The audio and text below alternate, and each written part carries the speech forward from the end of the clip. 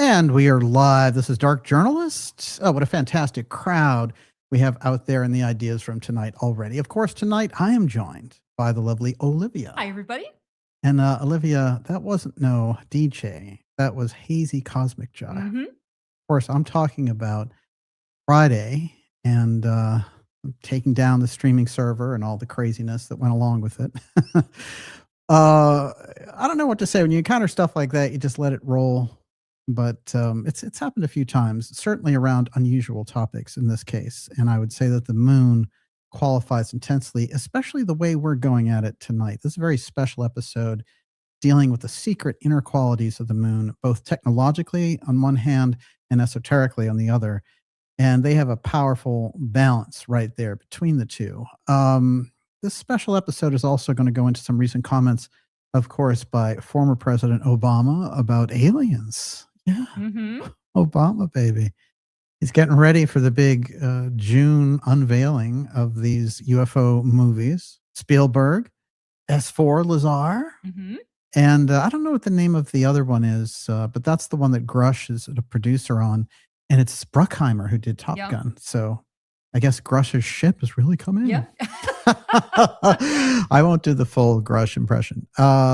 But it is interesting to me. I can, kind of see what they're going for here. Everybody's moving into position to take some piece of this UAP train and the dollar signs in the background while keeping the real deal off. This is part of the problem with the secrecy within the secrecy. So when the establishment in general says, "Oh, we have to let all these secrets out," then they have to co-opt the information. That's the problem.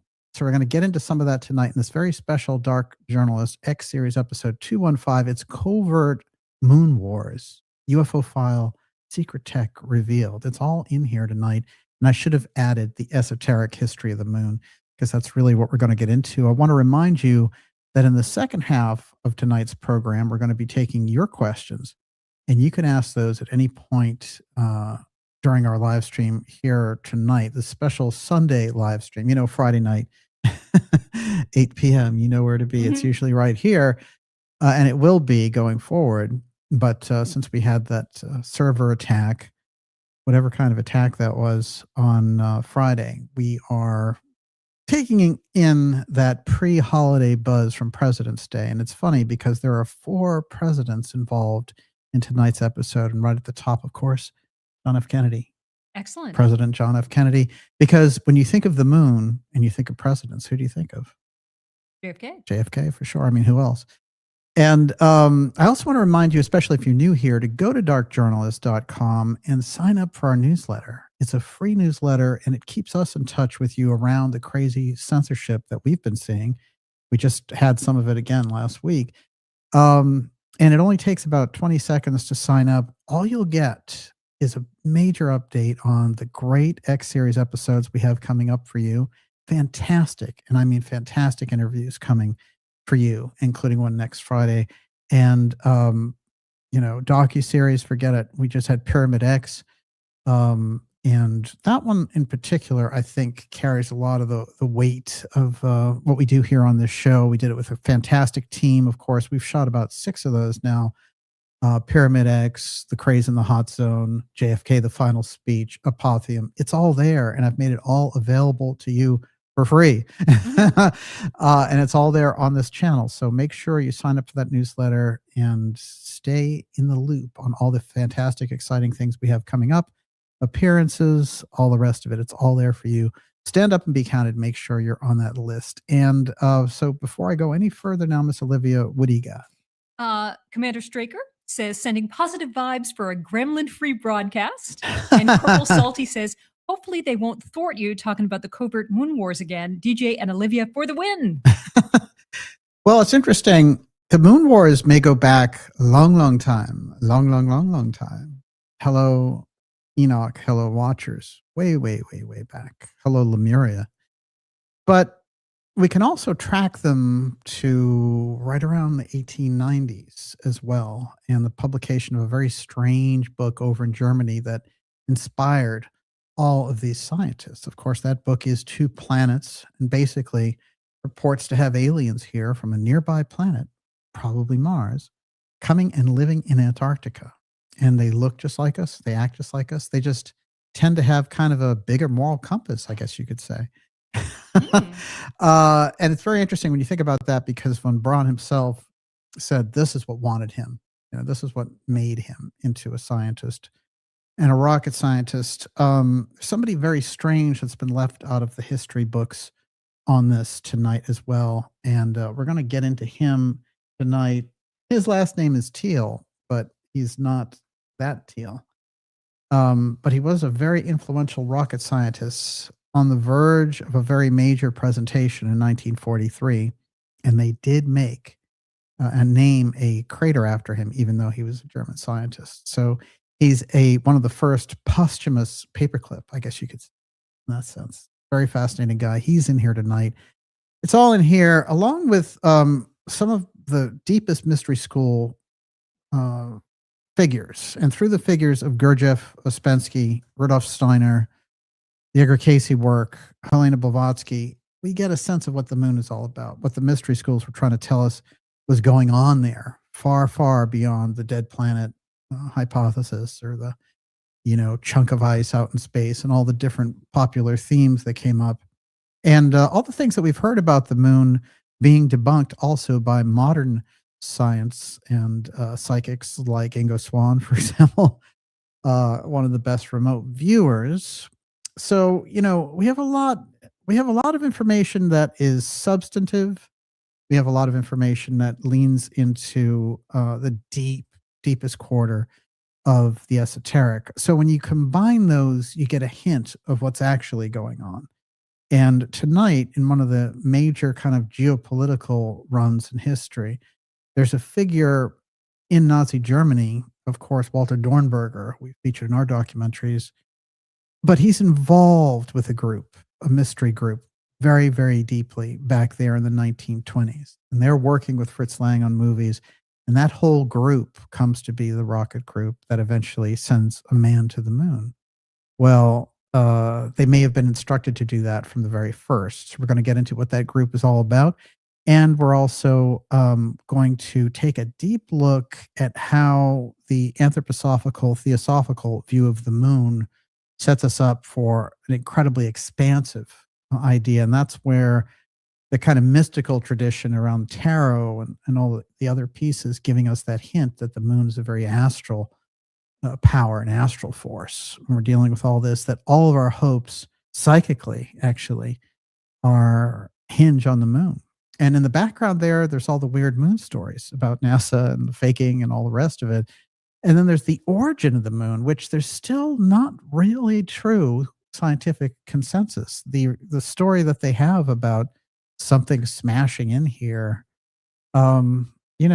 still kind of weak. As a matter of fact, what's very strange is in Gurdjieff's Beelzebub's Tales to His Grandson, he gives a hint that there's actually two moons, one much smaller, and that one is broken off, is now not visible. That we no longer see it, but they're both part of the same thing. We're going to get into all that tonight, this very special episode. Miss Olivia, what do you got? Ivan Langley says, so much happening in the world. My mind and spirit need a break from it all. Thank God for the show. Seriously. And Martine says, this show always makes my week like a huge dose of calm, critical sanity. Well, I'll tell you this, and it's very interesting. If you go back in history, when those higher, when the elites get into trouble on any level, what they do is they flood the zone. And so you're experiencing some of that now. And it's a very unfiltered flood zone. And so the lack of filtering is creating a lot of chaos, shall we say. One of the things I will say, though, if you go back, like, for example, when they reinvestigated the Kennedy assassination, if you look at that period of the 1970s and you filter through the New York Times, Washington Post, and all the rest of it, they went from very, very solid cases with people coming forward, like Marita Lorenz, saying, well, we were training Oswald on our side to do all these things against Cuba, and he was one of our main guys. And Bobby Kennedy was in charge of the unit that trained all those people. Really putting forward edgy material. And then side by side with it, the headlines start to come up. Story of Soviet clone for Oswald, and all the really kind of far out ones looping in there to take you into the junk conspiracy zone. Remember, you've got the real thing, and then the rules in dark journalism is you've got the ultimate story, which is the official story. They're doing that to protect the institutions and all the rest of it. That's 19 hijackers and 9/11, or, Oswald with an old gun, and the Kennedy assassination. The pressures of the environment for the financial coup d'etat of 2009 was just subprime, don't you know? All that stuff, all the official stories that they lay out there. And then you have the real story beneath that, and that is the counter story to the official narrative. You get a lot of professors in on that. You get a lot of researchers, a lot of writers, and all the rest of it. And what's quite fascinating about that is usually most of the truth is in there. But people start picking up on that, and this other field comes in. That's the junk conspiracy. That's the thing that needs, you need to get thrown off by. And we have tons of it now. It's heavily, heavily financed. One of the greatest cases of all that stuff, true or not, was all the Bridget Macron stuff. All these important financial investigations were coming forward. All these other investigations were coming forward. And this thing was sucking up oxygen, and it was heavily financed. And you can actually read in financial publications going deep on who's behind those types of activities. And it's very different than you think. So that thing walks and talks like it's independent media or a conspiracy community or whatever. It is not. It is a highly funded operation with heavy-duty TV producers, heavy-duty producers who do cliffhangers, who come from the program Lost. After they lost their jobs, they went into the podcast world, and they started populating all of these news figures into the population of the podcast world. And that's the world that we get now with this bad version of independent media. So you've got corporate media, which is paid, and you used to have independent media, which was the balance against it. Well, guess what? Now corporate media is like, well, we can't beat them, got to join them, we'll pay for that stuff. And that's what they're doing. So now we need a third route to get us into a different terrain. That's part of what we're doing here on this program, to bring you the potent information, the real stories, not influenced by any of that. None of the circus here, especially not for tonight. Yes. What do you got? Interestingly enough, Joseph is out there, and he says, I had a massive problem today on my website admin page, which are still unresolved. It won't let me post anything. So yeah. Whatever was up with DJ's mic last Friday may not have been coincidental. It's very bad. Oh, wow. Well, if I'm not mistaken, you pretty much do everything through your admin, right? So Joseph, that's I hope you get that fixed, because I know you're everything, all of your, all of the guest rooms, all the hosting stuff, all that comes through your admin. So if they're messing with that, that's really not good. I hope that circles around. Yeah, I definitely had that impression that there was something a little extracurricular, shall we say. Yeah. One of the things I will say, though, also when it comes to this type of thing, is you can always tell when things are either being censored, marginalized, or interfered with. And usually it really is when they're getting into the deeper topics. Very often the fluff stuff is pumped at you nonstop. I had to remove about 9 things out of my Twitter feed today alone, that they're just shoving at you, trying to get you interested in this junk. Truly ridiculous. And most of it from TikTok too. So we find TikTok is the big interloper in the back there. All right. What else you got? Sorry. You're gonna have to give me a minute. All right. In the meantime, I'm actually going to start with the Obama quote, because it's just so far out there. And this just happened, and it was not on a big podcast, and there was no follow-up. So I think the whole thing was arranged, and it was, as I said, to position Obama to be in the right place at the right time for the things that are going to come up this summer with the 3 big releases of these UFO movies. Spielberg right in the heart of it. And, trampling around in the background are the counterintelligence figures like Lou Elizondo and Grush and others. Now, and some of the guys like Grush, I think, are better. I talked to Grush, I remember what he was trying to get at, but he was surrounded by these other people. So he always had a chance to get out of that and come on the show and really tell his story. But he's taken this other route. He's an interesting one to watch in that case, I would say, because, you know, the Mellon web, the Christopher Mellon web of controlling how this all works, they did all of this kind of, you know, you could say they were laying layers and layers of disinformation in the independent circles. And you still see that stuff buzzing around all over the place. The Peter Thiel people are putting out a ton of that. But what basically they decided to do was run their people, you know, Mellon, Elizondo, Grush, just run them through Hollywood. This is how they figured out how to handle this. Let's see how well it goes for them. As whenever you get a group where, you know, we already know what things are going on, it kills the purpose of counterintelligence, because once somebody knows what's up, the counterintelligence doesn't work so well. And the reasons why they would do that kind of thing based around the UFO file is very clear. It's because you're dealing with a kind of technology that is exotic, just, you know, on the surface of it, but they've also hidden it for close to a century. And what do you do in a case like that? You know, they've hidden it, they've kept it down. So we're in a very interesting cycle where something about it has to come out, and they're going to either have to come up with some fantastic spin or find a way to just shut it down through some national emergency. But what I figure that they have done is they are using the UFO file as a threat narrative. They've been building that for 5 years. And what they want to do is create an emergency powers style situation, especially for that. That's where this is headed. And we've seen some dry runs with the Chinese balloons and some of these other things they've done in the past couple of years. Of course, the incredible drone swarms. Who could forget that? Mm-hmm. This is extraordinary, what was happening. And that's what, you know, that's right as Trump was getting inaugurated.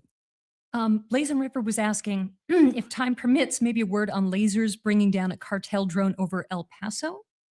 Oh, yeah. Yeah. The El Paso thing is in my notes. It's interesting because they shut down so much of the airspace over there. And I don't think it's cartel related. I don't have proof that it's not, but, you know, you don't see things like that very often. And my guess is that it was some kind of an exercise, and most of those exercises come directly out of Northcom. I remember when we were seeing all these things like swarms over Virginia, you know, Langley is getting swarmed by these drones. We don't know what they are. That would never be allowed to happen under any circumstances. So all the news stories like that are complete fluff. They know what they are, obviously, and they will act against them if they were hostile. The thing is that what they needed there to do was perform the exercise. Later, I found out that that exercise was called Homeland Synchronizer. And it was the description of it. If you go deep into the Northcom info and the COG general, that information is available. That's Brian Guillot. He put this together, and he is, remember, he's simultaneously the Northcom commander, he's the NORAD commander, and he's also the COG combatant commander. He's a triple threat, and anyone who gets in that position is.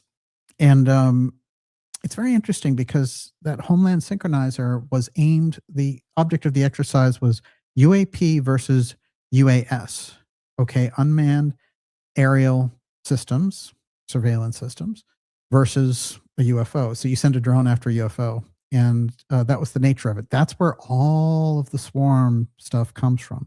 So when you see something like that going on in El Paso, my guess is it's an exercise. And again, it's coming directly out of that Northcom NORAD corridor. Very shadowy corridor, shall we say. But I've been keeping my eye on that. I think that incident, along with Obama's comments, line up time-wise for me. And they're strange. Let's get into Obama for a minute. Obama's kind of interesting again. We have to. Man, I am sick of that guy for the rest of my life. Yeah, but you're really sick of Michelle Obama. Come on. No, look, Obama is still, he's the power and he's the string puller in the Democratic Party. The Biden administration was just Obama 3, you know, and Biden was Stepford Biden. They had the devices controlling him in the back. but I do not for a second believe that he was running that administration. But Obama and Obama's people were right there at the helm. And I think the agreement was, no matter how far gone he is, we still have this fundamental basis of an American president running things in the background. And what's interesting too is that was also responsible for getting Biden out of there, because he's the one listening to the donors and wanting to keep the Democratic donors right on there, even though he knew Kamala was going to go down really badly. He's the one who kept Biden into the debates early. He put him in the debates early against Trump in June. If you go back in the history of presidential debates, you will not find a June presidential debates between the two main candidates. It does not happen. You always do it after the conventions. Labor Day hits and the campaign kicks off. The debates are somewhere in there. Well, that summer, for some reason, it was Biden versus Trump. Biden went in there, his brain melted on stage, and they were able to shove Kamala Harris in there. And no matter how much of that storm drug they gave Biden, it did not work that night. And Harris was, she only had 2 months to pull out a victory. I mean, this was an incredibly amazing things to do. But that is the power of Obama. Make no mistake, he's still the power there in that. Now, Obama yesterday, aliens are real, but they're not in Area 51. Two things that are interesting there. You are clarifying they're real. You could say, I don't know. But here's what he actually said. They're real, but I haven't seen them. They're not being kept at Area 51. There's no underground facility unless there's this enormous conspiracy and they hid it from the President of the United States. Yeah. Well, there's a lot there, and the follow-up comments are very loose. They don't follow up on this at all. They leave it just hanging there, and I think that was the whole point of this lightweight exercise.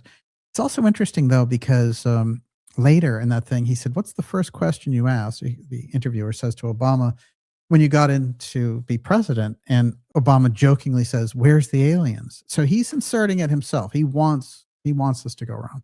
They have tracked this. This isn't like, oh, he spoke off the cuff and he's in so much trouble. No, Obama knows all about this time of real politics.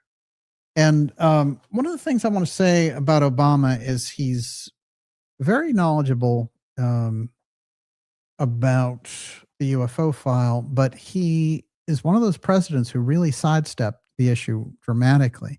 As a matter of fact, if you go in, W. Bush had more plans around the UFO file than Obama did. I've always found that very, very strange. And they may just have needed him for a particular thing. We need this Obamacare consolidation. We need this financial bailout.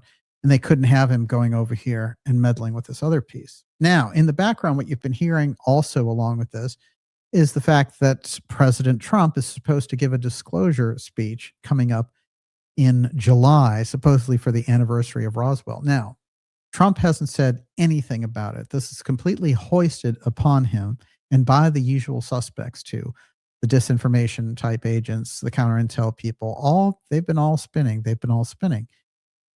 The only thing that's interesting about all of that for me is that Lara Trump said, in her podcast that, there's something going on there. And I think they're getting ready to disclose something. This was her comment about her own, about Trump's administration. So, we're looking at something there with her saying that. However, they do love that. You have to remember Donald Trump Jr. loved to paint that out there too. He questioned his own dad about Roswell, et cetera. They know it drives the whole ratings machine. It raises the stakes and all the rest of it. Right now, a lot of the Trump team is back there licking their wounds over the Bitcoin problem. And that's a lot of what's going on in the background. And I would say, and I did, when we got into January, I said, looking back over that first year that Trump had, he had many successes in that first year. He did a number of things right on. As soon as he got rid of the overbearing ICE groups in these particular Democrat strongholds, like the Minnesota situation, and, as soon as he started to wise up on certain issues, then things started to flow again for him. But if you look back on the actual year of accomplishments of the first term, there's a lot. There's actually a lot that Trump got into position. The problem is that the forces inside the administration on the Rubio side, and I also believe through the Teal Vance side, are pushing for this Iran situation. And that's where everything could unravel if Trump isn't careful. So that's something that we'll keep an eye on. It's not going to be featured much in this episode, but I just want everyone to know the Iran thing is the slippery slope, because it is the neocons through Rubio as Secretary of State and Trump right there, trying to kind of get back a bone to get control of his own house again. And the idea of, hey, we'll go in there and we'll attack Iran. There's no good reason for attacking Iran, zero, at this point. And you can use all kinds of international pressure on them if you feel like they've been belligerent or whatever. But you need a real threshold if you're going to invade a country. And I would also say that the Venezuela action already looked like overreach. And I think, Trump may be able to get away with it because Maduro was such a criminal character, but you can't just roll into a nation of 95 million people in Iran and, take it over, or you start bombing them. So that's not good. That's on the Trump side. That's really, I think, weighing him down. So we're going to see how that goes. One of the things I will say, though, is if he is planning on some kind of July disclosure of some sort, it coincides, of course, with the 250th anniversary of the United States, which is what President Nixon wanted to do, according to whistleblower Robert Merritt, who, before he passed away, came on this program and told me about Nixon's plan for disclosure, which was supposed to happen in 1976, which was going to be the 200th anniversary of the United States. And interestingly enough, that would have been the last year for the outgoing president, but he was going to run for a third term. This is according to Merritt, based on the idea of this new energy source that they were developing through reverse engineering UFOs at Pine Gap, literally. Now, it's very interesting because over the years, everything that Robert Merritt has said to me that I've been able to go in and check and double check has turned up gold. So it makes you wonder his story about Nixon leaving the time capsule disclosure in the White House. And then you see all these gigantic renovations everywhere, from Trump in the ballroom to before that Obama in the garden and all the rest of it. Really makes you wonder. Of course, those things happen as a matter of course, but also Merritt's story was so unique and he was such a figure, working in that kind of Watergate world. And you can go back in the like 73, 74 period, looking at political magazines, and you'll find Merritt back there. He was in the heart of this, and they quietly got him off stage. But before he died, he got in touch with me, and we got 2 or 3 very important interviews with him out. That's all the way back in 2018. Wow. My God. So that you see how information works. Something, it comes out there, and then 8 years later, it comes to fruition. That's the way it works on this research trail. Oh, it's so difficult.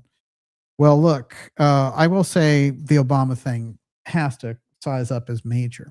But here's something else that was major, and it came on the heels of an executive order by President Trump, and the executive order was about the moon.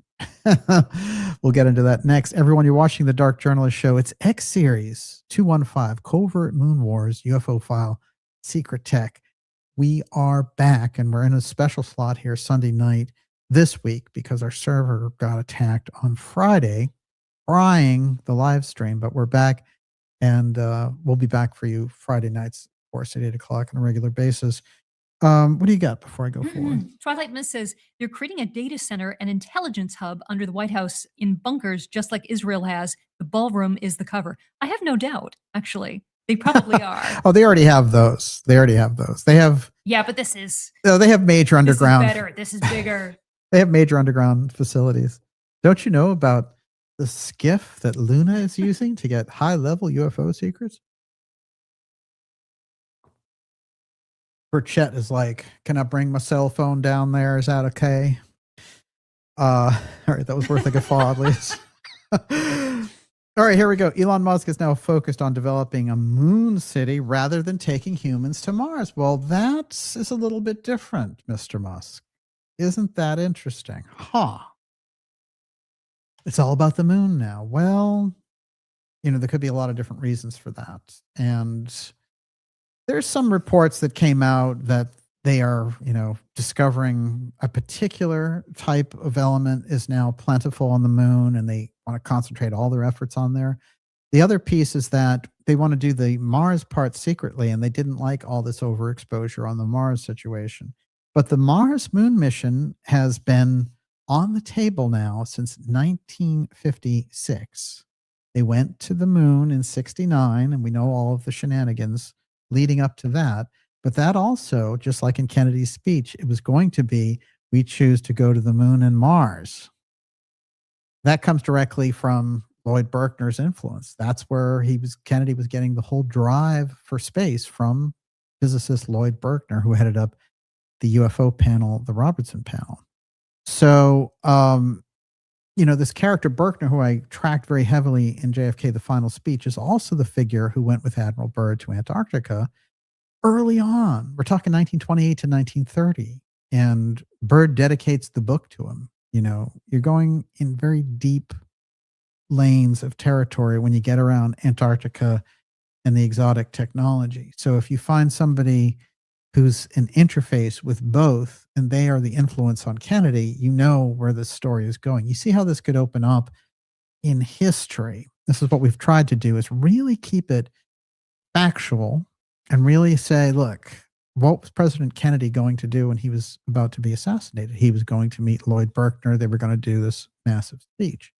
Now, I've outlined that very clearly in the JFK Final Speech documentary, but it comes up tonight because of two figures that are around in that period that are trying to steer the space program in a totally different direction. And they come directly out of this paperclip aspect.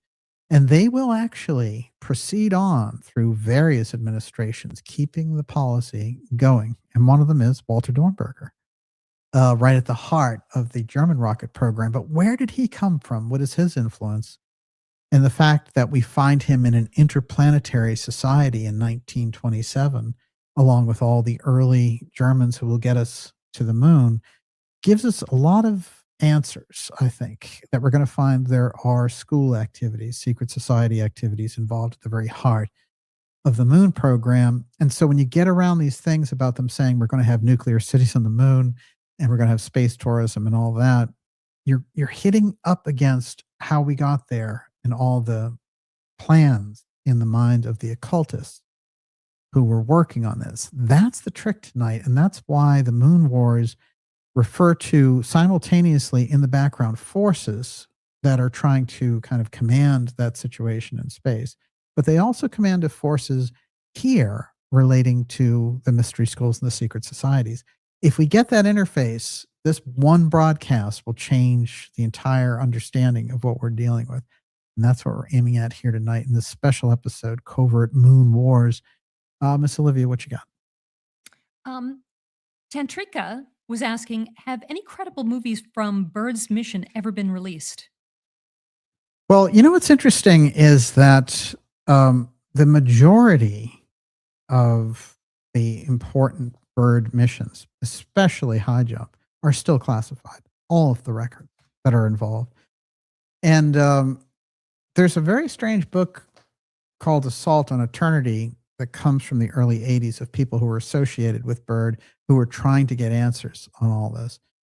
And there's a weird period there where Byrd's son dies under mysterious circumstances. And he's found in a warehouse, dehydrated, when he was on his way to give his first speech. It had happened 40 years earlier, but he was part of high jump. He's like a 22-year-old Navy guy, the son of Admiral Byrd. And he died under very strange circumstances, including being seen in the company of another guy, who was disheveled. And they were both walking around and they were asking, where Washington, D.C. was, things of this nature. And when they finally find him, he's in different clothing. And there's one thing that identifies him, and that's it. That's the only way they're able to find out. He's recovered a month after he disappeared. And, he lived right over on Beacon Hill here. So he literally hopped the Amtrak down to DC and disappeared in the middle, some warehouse in Maryland. I mean, this is quite unusual. So anytime you get around that stuff, when you get around high jump, you're dealing with the secrets of Antarctica, but you're dealing with something else. And it's hard to describe exactly what that something else is. Of course, there's a UFO file aspect to it, but there's also an energy, ionosphere, weapons piece to it. That's why we're lucky we've had people like Eric Hecker on the program who was there and witnessed some of the things that they were doing in Antarctica more recently. And, you start to get a handle on it from eyewitness accounts, and that brings you that much closer because it's such tight secrecy over the experimental technologies going on down there. I believe there's something else that happens down there too. I was just reading about von Braun's visits down to Antarctica. But I think what happens down there is there's something about the environment that allows them to do the types of testing that they can't do anywhere else, which is why the high secrecy remains so strongly in place. And I do think that they get an incredible amount, as John Warner's dad told him, Senator Warner, Antarctica is all about space. And if we can keep that in mind, everything that's going on down there from the Mars side and all the rest is, it's in this orbit of space.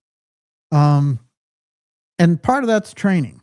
So before we get to Dornberger and then to the esoteric side, I'm going to go in here with some quotes on Gordon Cooper. And it's funny because I often go into the Gordon Cooper story when I'm talking about the anomalies around NASA missions. But what I think is so clear cut, and it's the message that somebody who was sworn to secrecy but try to get the truth out, I've been starting to, say over the past 10 or 20 years, I have a good way of identifying who's who in those categories. I think of them as ex-share people as opposed to ex-protect people.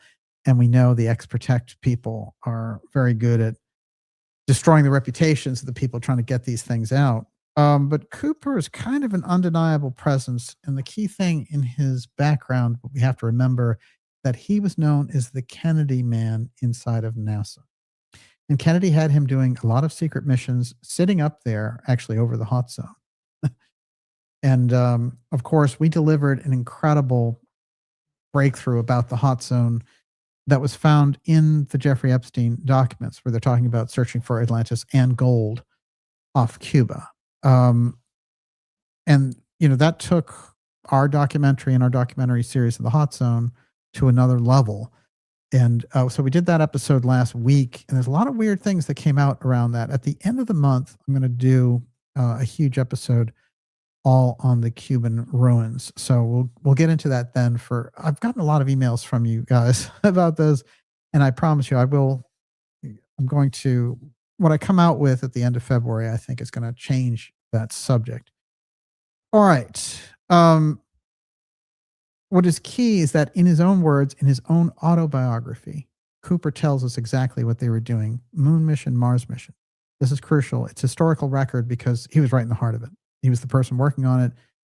Von Braun was the person in charge of both missions, and he had tapped him for the Mars mission. So that's on the record here. It's not something we have to guess about. Oh, maybe they were talking about it. No, he talks about it. So that helps us because it helps us navigate where we are with the Mars mission. Why are they talking about a Mars mission? Why are they talking about the moon mission 50 years later? And the Mars mission was supposed to happen originally in 1966, or at least the full project prep, and they were supposed to be there the second time around in 1981. What happened to those missions?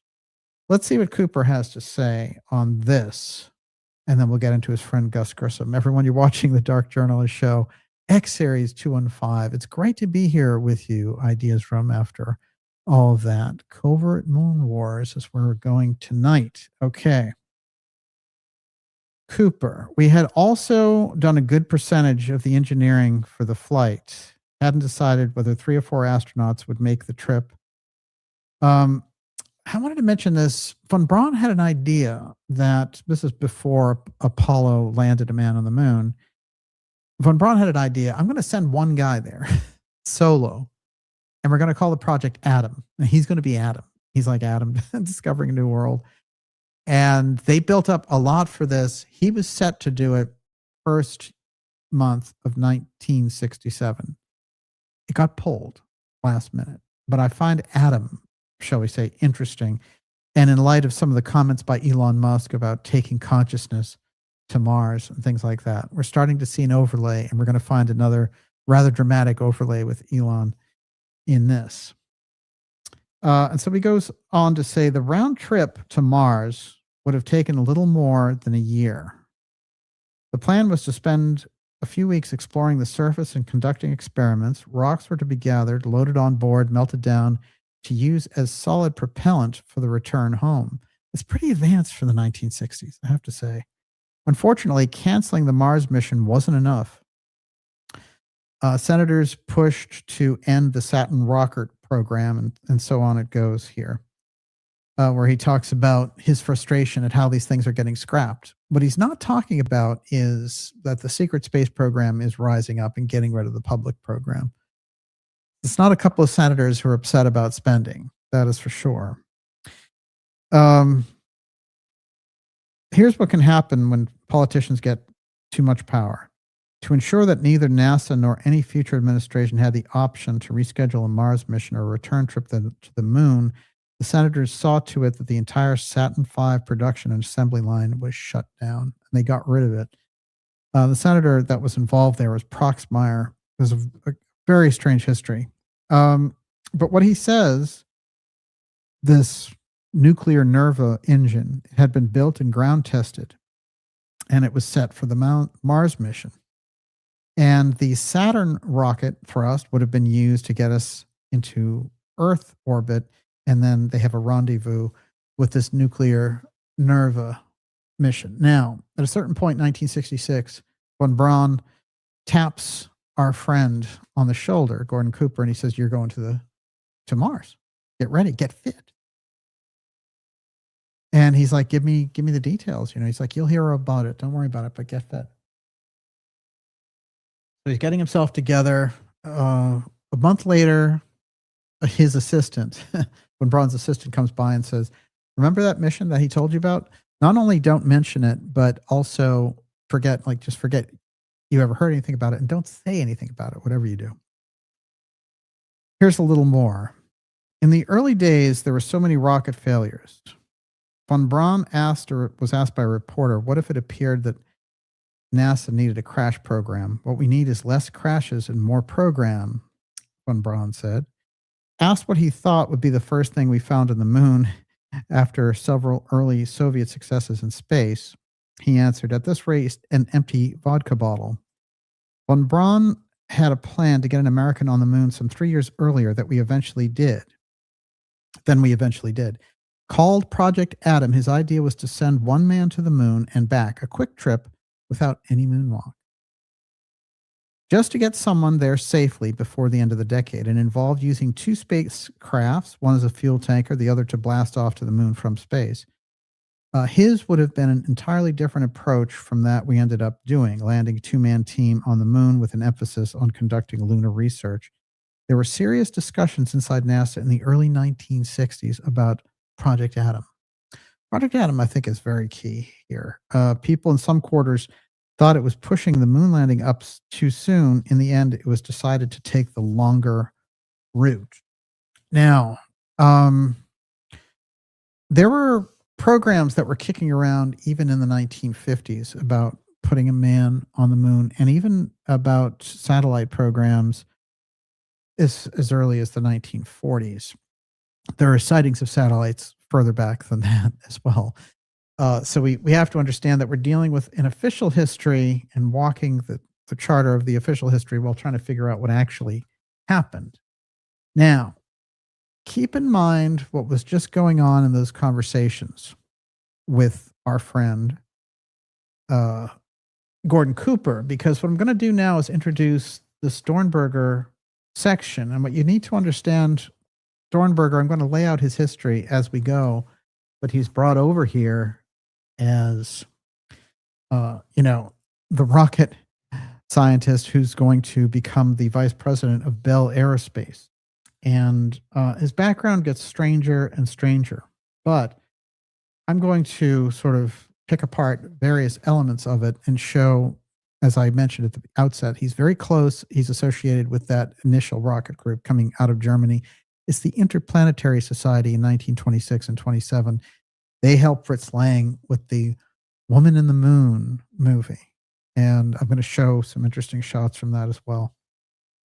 Now, this article is from 1958. It's in the New York Times. It's June 5th. Quote, leading rocket scientists denounced today as a stunt some government-sponsored space exploration projects, including rocket shots at the moon. The scientist, Dr. Walter V. Dornberger, who headed Nazi Germany's V2 program, said that the moon shots scheduled by the Pentagon were all right for prestige reasons, but he thought the United States ought to concentrate on space weapons. It's June 1958. Space weapons is the object for the paperclip scientists inside of NASA, including Dornberger, who's the head of the program. Now, Dornberger, back in the Nazi space program, Nazi rocket days, he is von Braun's boss, as we've said. We've put that out there on a number of shows. But, he's a hardcore Nazi. There he is with Himmler. And this is a guy who really takes the job seriously. Now, he's set during the judgment at Nuremberg to be hung because they use slave labor building the V2 rockets. And he actually is imprisoned for 2 years as they try to reform him. And all these notes keep coming back from these various people saying, this guy, I'm going to read you the actual notes. But they basically say, this guy, there's no reforming him. He's a through and through Nazi. And instead, what happens is, instead of facing any punishment, he, with the hands of von Braun helping him get in here, and von Braun saying, I can't do anything without him, he comes into this country and he becomes the VP of Bell Aerospace. Now, he's involved in a very unusual historical incident, which I'm sure you know I'm going to get to next. But I want to read a little bit more from this article with Dornberger giving his edge in 58 of what he thinks the space program is about. Dr. Dornberger, who is technical assistant to Bell Aircraft Corporation, as well as a member of several Defense Department advisory groups, is the main speaker in today's program, National Missile Industry Conference. The program included a presentation of an award to Miss Esther Goddard, the widow of Robert Goddard, who launched the first liquid-propelled rocket in March of 1926. Where do you think Goddard was set up all that time? I don't know where. Roswell, New Mexico. That's kind of interesting. You're firing off the rockets, the only rockets the United States there in Roswell, 20 years before we're going to have an alien crash there. Very interesting. Citing German developments, Dr. Dornberger said at a news conference after his address that if the United States had supported Dr. Goddard the way the German government had supported its rocket scientists, the V2 would have been developed in this country. Yeah, because he really wanted this country to develop it, I'm sure. The V2 was one of the first rocket weapons and so on. They talk about the devastation during World War II using this thing. Emphasizing his concern over the question of military priorities over projects, such as an effort to photograph the hidden side of the moon, Dr. Dornberger exclaimed, "Gentlemen, I didn't come to this country to lose the Third World War." Against the Russians there. The issue now is national survival. Dr. Dornberger declared, he said that the Soviet Union, for example, already possessed a rocket engine with a thrust of 550,000 pounds, and so they go on back and forth.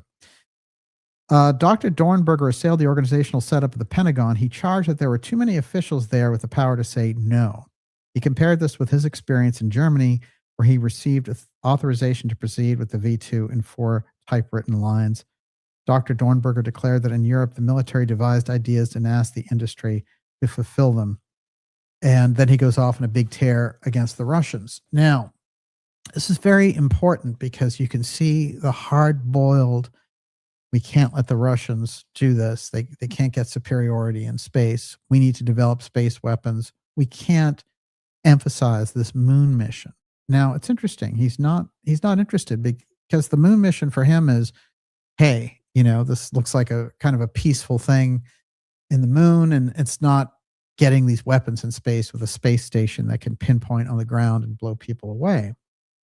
Now, it's quite interesting with Dornberger because if you look at his history, of course, you're going to find that when they transfer him, they start to move him around in the United States. I should say right off the bat that, the paperclip Nazis under von Braun who got signed up here to work for American corporations, they weren't brought originally to DC, and they were not brought originally to Huntsville. Do you know where they were brought?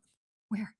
Boston, Massachusetts. Oh, really? 2 months here debriefing, and then sign all the contracts in September. Then we're going to place you in all these different areas. My guess is they were spending an awful lot of time over there at MIT. And of course, contemporaneous with that would be one Dr. John Trump. Keep that in mind. Everyone, you're watching the Dark Journalist Show. It's X-Series 215, Covert Moon Wars. Dr. Dornberger, General Dornberger is more like it, and Mr. Strange association with the Kennedy assassination. Well, this is a very interesting thing to kind of bring us around on the moon part, because when you're getting into the moon, you're getting into Kennedy. And if these guys had their, bearings through their secret society in the Nazi period to go into space and create a space station with weapons and to go to the moon and Mars, and then Kennedy comes along and he's co-opting that whole paperclip thing to go to the moon on peaceful science missions, you're already starting to feel the pushback in 1958 from Dornberger saying, let's go in a different direction. Well, the assassination is 5 years later. So keep that in mind as the heat gets turned up on Kennedy and we go forward into that overflow of getting the mission set for the decade of the 1960s, and then Kennedy getting blown away by, in the official record, an assassin who was living at the protege of Dornberger's house. How do we like that one? So you can see this part's going to take us into a deep place, because we're going to have to figure out where that influence moved and how, once they got the Apollo missions on the record, they took the entire program black. And that's where we get so many rumors about this other program. And I think we're hearing about this other program again, and this is part of the problem. I'm going to demonstrate some things about this other secret program. And part of that, I think, is this piece where suddenly SpaceX has to emphasize living on the moon, and they have to de-emphasize his huge wet dream, Elon's wet dream of going to Mars, because he's the only one who can bring consciousness there, So there's weird things there. I mean, you could say with Musk, there's instant MK Ultra style overemphasis around these certain terms, and Thiel using the same type of MK Ultra identifiable terms, both having to do with this idea of a savior consciousness in space, saving consciousness to go to the moon. Thiel saying, oh, we need, this alien intelligence to save us. The Avi Loeb trip, Avi Loeb playing all these sides to try to get in on this. That's our Harvard astrophysicist over here, who's always telling us that the next big object that's coming in is coming to take over the planet.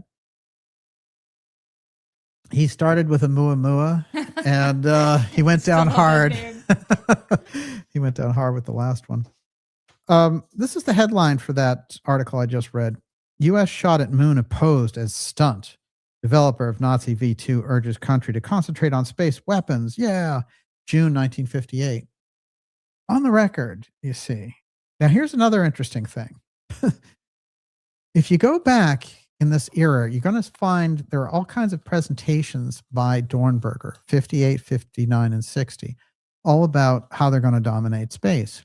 One of the things he wants to do is this whole, let's go up into space and it's going to be very easy. This comes right out of Dornberger's brochure about how we can take people up in space. Wow, that is great. This is his vision, okay? It's basically like, space age air flight, but there's something creepy about an ex-Nazi administering it. You think? Exactly. Lee Harvey Oswald.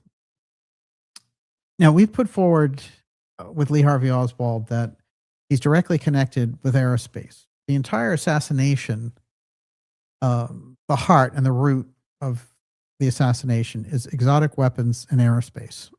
We've put it on the record.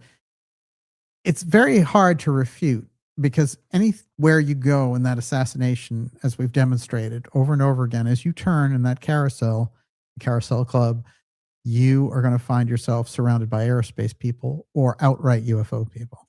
There's no question about it. And you're going to find people like Oswald saying, I'm going to work for aerospace. I'm going to work at NASA when he's leaving Riley Coffee Company in the summer of 1963. That's just a short line. When you're following Oswald, you know, you can follow him all the way over to Russia. You can have them putting him in Minsk in that very interesting physics factory, radio factory where all these physicists show up. He sits there for 2 years and he's talking to physicists before he's coming back. And when he comes back, his trail is very unusual. But one of the most unusual things about it is that he and his wife will end up with Ruth Paine, and Michael Paine is Ruth Paine's husband. Michael Paine, as I mentioned, is the protege at Bell Helicopter and Bell Aerospace of Dornberger. So there's this overlap, an instant feeling right away that Dornberger, who's at the very heart of the Project Paperclip program, who the British are, the people who are interrogating him are saying he can't be reformed. We might as well just sign him up for hanging at Nuremberg. The fact that this guy is housing the accused assassin, the person who will be the accused assassin of the 35th president, and that president is diametrically opposed in spirit, in record, to the nature of space missions.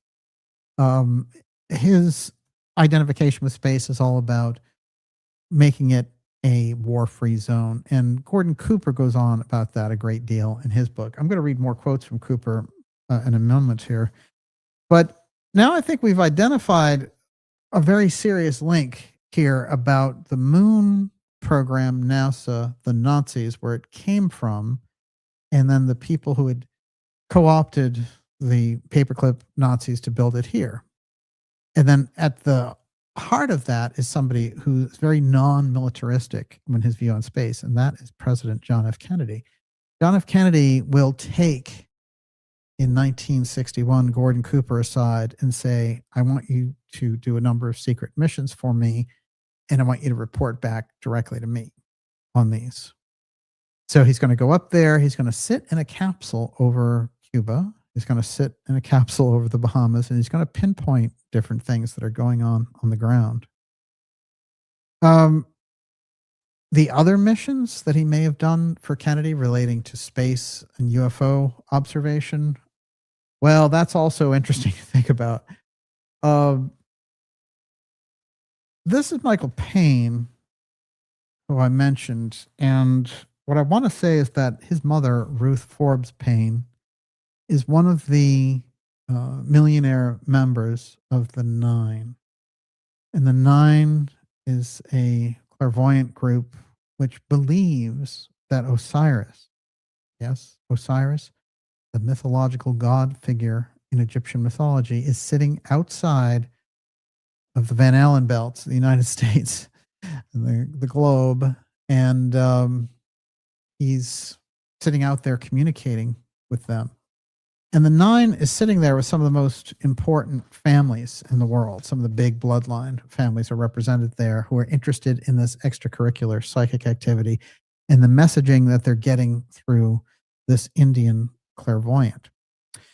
I bring that up because I don't think there's any mistake or any accident with the fact that the Dornberger Paine overlay includes an occult bell ringing in the background, because I think the entire space thing revolves around an occult angle. And when we get the deeper mystery school information about the esoteric value of it for humanity, the whole thing starts to play out and makes more sense. Yes, Miss Olivia. Oh what do my you got? God. First of all, I have so many fantastic questions that we could just stop the lecture right now and go straight in. Okay, so Robert says, could a group related to the mystery of the airships in the 1800s had gotten to the moon before anyone else? And being Prussians in origin, therefore the German connection to the Nazi space program? Yeah, I think when you think about the UFO file, all right, tonight we're coming in from the level that aliens are real. So the developed groups here are one thing, and we can track them very interestingly. They seem to be moving along in a very advanced fashion by the time you get to the mid 19th century. But if you think about the UFO file and then you think about it as an off-world piece, then you already have somebody hanging out on Mars, hanging out on the moon, using this as a base, coming back and ping-ponging all around. It makes it easier in a way for us to look at this because it gives us some context. And I think it might end up being the most accurate way to look at it. But in terms of a group here who was trying to get to the moon, I don't think you can rule it out. Whoever was orbiting around with the UFO craft, there's no question those people could go anywhere, So, but we're coming down on it that those are aliens coming in for tonight's purposes. It's gonna open up some questions because what we're going to see, part of this is an imitative action. We're going to see the secret groups imitating this other technology that they're viewing. One of the things I want to say, there's a big program, since we're talking about the late 50s, coming out of Russia to try and demonstrate that von Braun was a big old Nazi. And this is a book that came out trying to demonstrate all the kind of Nazi atrocity stuff and lay it right on von Braun. Von Braun, it's very interesting. I think, of course, NASA cleaned up his history quite a bit. He was there. I don't think that he really was somebody who we could say is anywhere in the league of Dornberger, but the fact that he worked for Dornberger, who was such a dyed-in-the-wool, hardcore, Reich-loving Nazi, you have to say it's a very unusual situation for America, and you can see why they try to keep this until von Braun's death. They kept it very low profile, so he's basically an American space hero. This is a review of a book, and there's a couple of interesting things in here. The book comes out in 1954, and it is a book by Dornberger talking about, hey, we can get to space and we can control everything from space. The book is called V2, and this is a New York Times review of it by James Clough. In the early 1930s, a group of young Germans led by Werner von Braun were playing with rockets on the outskirts of Berlin, their object to fly to the moon. Their enthusiasm was great, but their funds were low, and their rockets behaved as might be expected from a basement-built contraption. I don't think they were basement-built contraptions at all. 12 years later, the great V2 rockets slanted down on London, 3,600 miles per hour. The story of the V2s has usually been told by young enthusiasts. Now it is told by a German general who put them to work for the German army. Under his direction, the Rocketeers' dreams of space flights turned into a hard-headed weapons project, then into a nightmare as the Nazi government fell into corruption and Hitler's Reich turned to rubble under Allied attack. Now, it's all very interesting because, of course, we know that Dornberger didn't mind the Nazis getting more and more, shall we say, militaristic and imperialist. Dornberger's book is rather confused, but highly instructive. It tells in detail how the V2s were developed. There's no doubt about the brilliance of the rocket engineers who worked at the great Peenemünde base. And then he goes on, but here's the key quote in this for me, and listen closely. He's talking about how, the American government is not putting enough into the space weapons, and they really need to get behind this, and that, this is something that will be historic and all the rest of it. Now, what's interesting though is he's going back and they're talking about Hitler is finally persuaded to watch a V-2 flight after not being kind of hot and cold about it.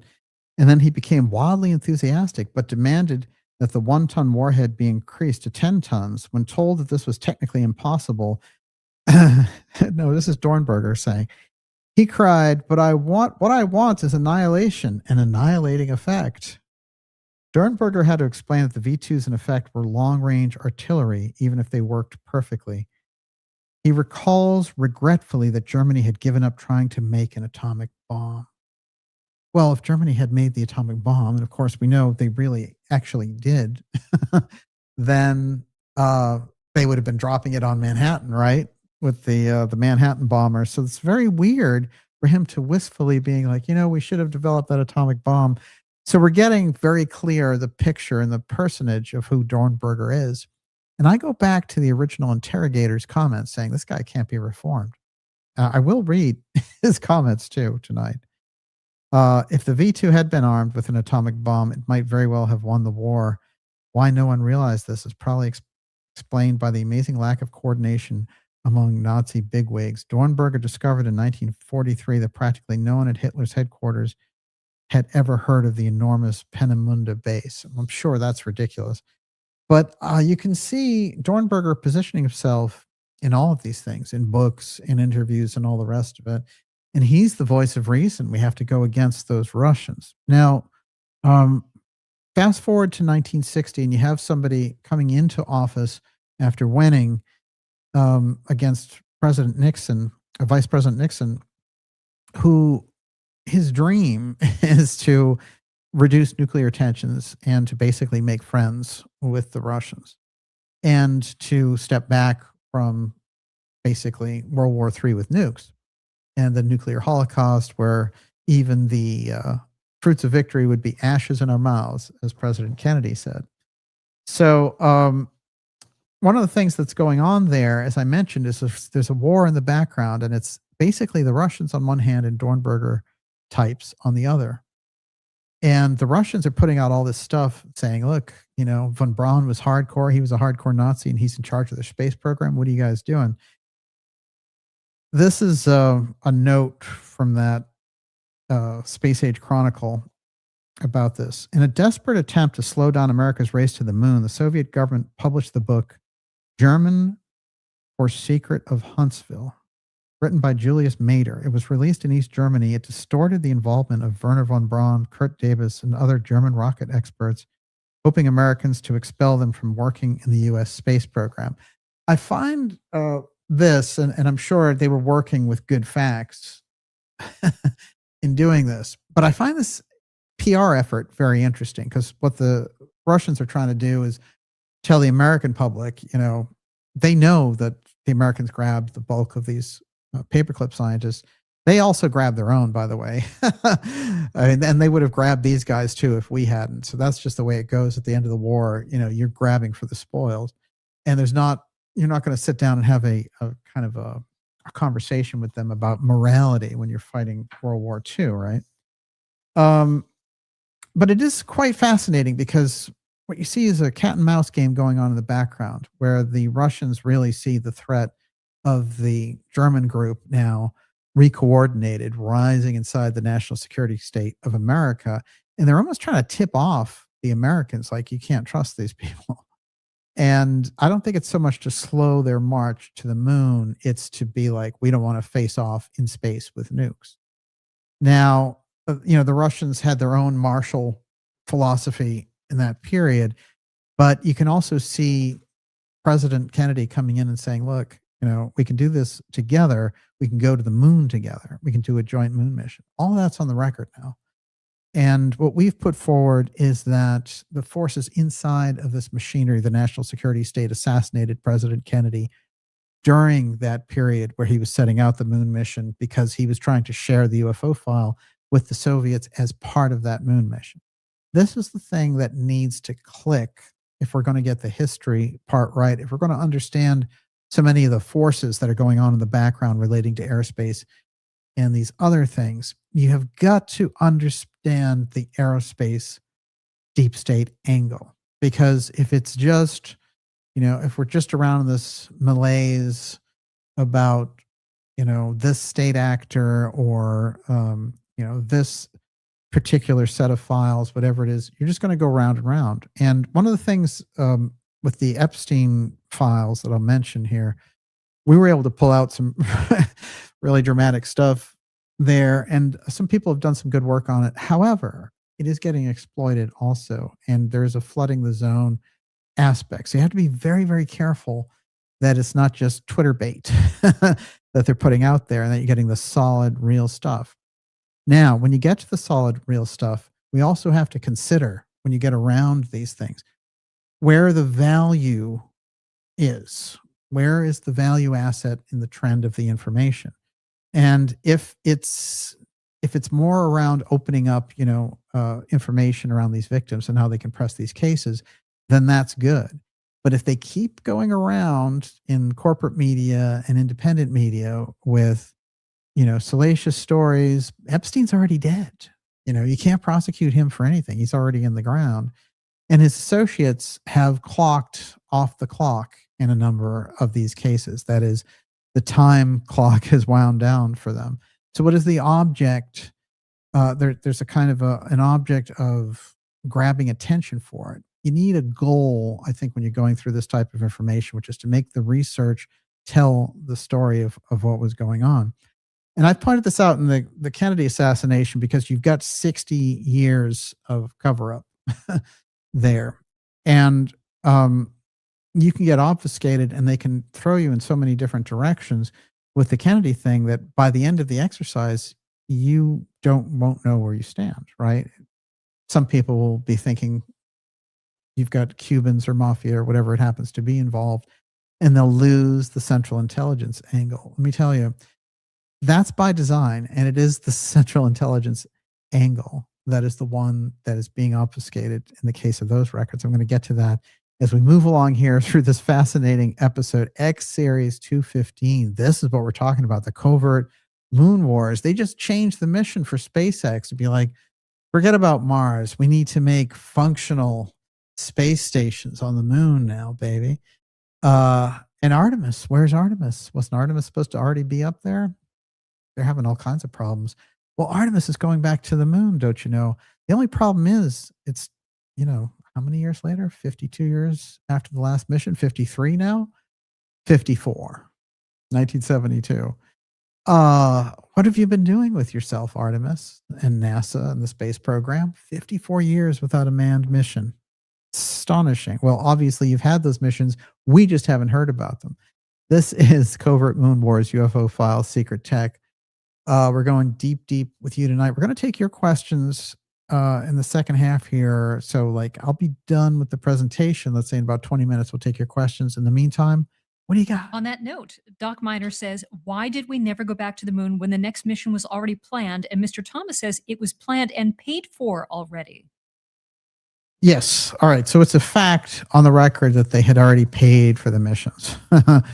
So whenever somebody says, oh, they couldn't afford it, that's bunk, right? That's literally one of those lines that they just throw out there. It's one of those lines that's like, the government's so incompetent, they didn't know what to do. What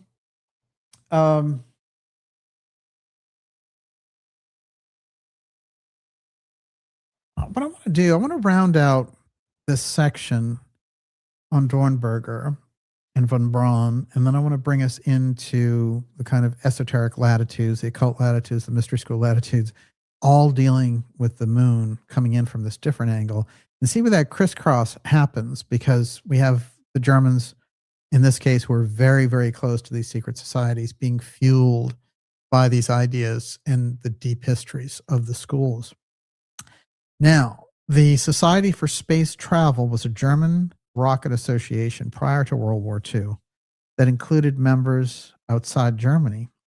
The first successful test firing with liquid fuel was concluded by Max Valier in January 1930. These are some of the earliest official tests, like Goddard, Goddard's activating there in 1926. These are the on the record ones, remember. We know there are older programs. We know there's a 19th century program, but this is what we have. In September 1930, before Hitler came to power, this society requested funding from the German army. Rockets were one of the few types of military development not restricted under the Versailles Treaty. It's very sneaky. The Berlin rocket launching sites, for 3 years, the society launched increasingly powerful rockets with their own design from this location. In the spring of 32, Walter Dornberger, his commander, Captain Ritter Horstig, viewed a VFR launch. This is the name of the group, VFR. And Dornberger subsequently issued a contract for a demonstration launch. Werner von Braun, who was then a young student, had joined the group 2 years earlier. He was in favor of the contract. The group eventually rejected the proposal, and the dissension caused during its consideration contributed to the society dissolving itself in 1934. But when they come together back here in 1927, one of the things that they do is they consult with our friend Fritz Lang, the famous director, incredible German director, who comes over here to Hollywood and does these incredible movies, Clash by Night and all these other movies.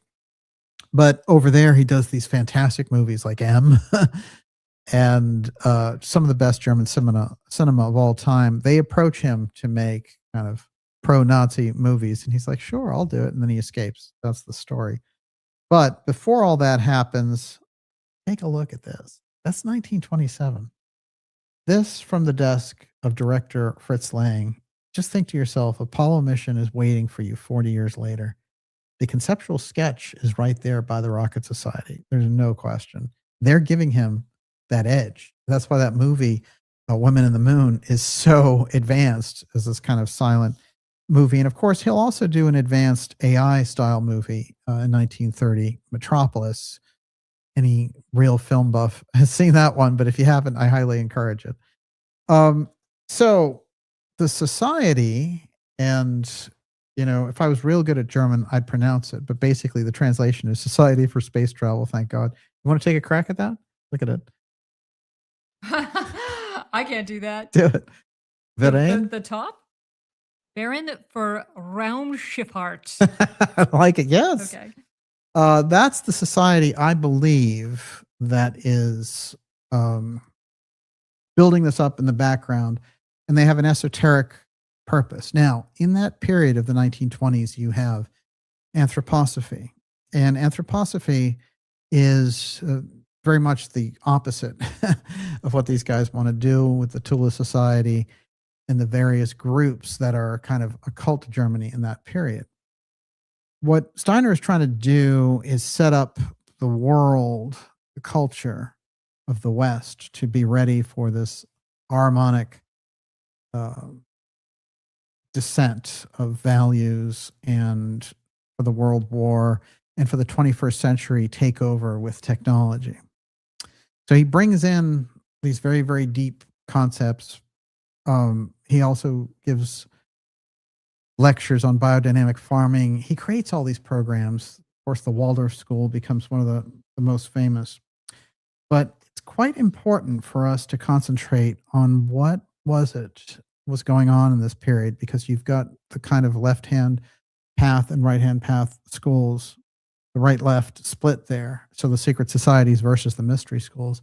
And Steiner's there as the public mystery school, bringing this information out.